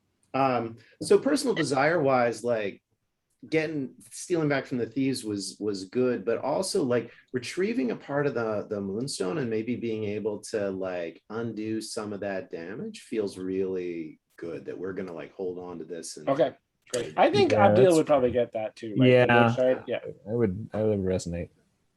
As a personal interest in that stuff for sure. I mean, that's why you're here on the frontier. Right. because we've never, Alexi didn't meet this guy, but he hates him already. Like the owl dude, like totally hates him. Laylee also neutral, right?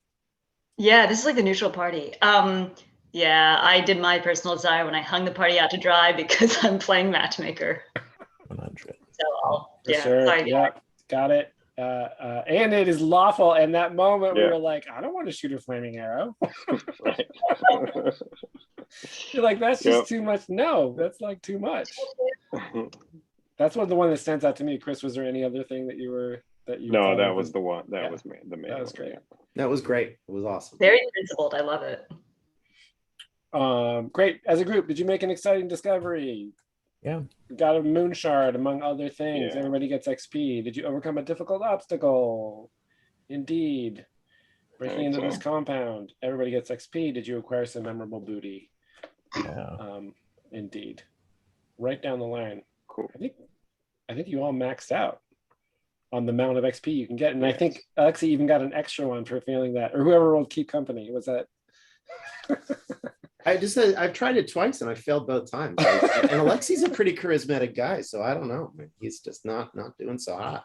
We're gonna keep trying though. Make friends eventually. Right. And remember, sorry. Too. I think I leveled up. I'm not sure. The level 3? Yeah, do you have to like max out all the boxes and then go to the next level, or do you just have to max out all the boxes on like your current level? When the last bubble is marked, you become the next level. Yeah, that's why there's that little arrow at the end of the. Yeah, and I will hit level 3. Nice. Yeah. Nice. Level 3 Oh, thieves. just so it's really clear, like Alexi is definitely talking about the family relationship that he observed and all this stuff. That clearly this is mom and dad and their kid, and we're having this conversation about like the family dynamics. Oh, that's right, because you're the one that saw the portrait. Yeah, Alexi's not holding back on this. We are dishing. Yeah. That's part you of would like to help with my project of getting the two back together. Let me know. Oh God, yes. Yeah, healing the broken relationships of Owl Yenta. Oh man, yes. All right, friend. You and me, matchmaking. All right, so I will follow up in the Discord with the specifics of the loot, and then these other things that we've talked about. Abdil and Alexi making their healing abilities available. I will probably take Abdil up on that. So, but we can talk about it in the Discord. Yeah. Fantastic. We'll work that out. Chris, so great to play with you and finally meet you. Yeah, that was super fun, guys. Thank you. That was a great time. Super. Yeah, it was really great to play. Jason, thanks for spinning this in such a fun way, right? This was like, on one level just to recover heist, but it's so much more detailed. Love these portraits and the illustrations. Oh, I know. Right? Such a treat. And Bob, Beth, Chris, you guys are awesome. This was super fun. Thank you so much. Agreed. Thanks. Likewise. Thanks, Kevin. Yeah. Thank you. All right. Thanks, Jason. Thanks all. All right. Until Thanks, next Have a lovely time. Have a good Bye. night, guys. Take care. Bye.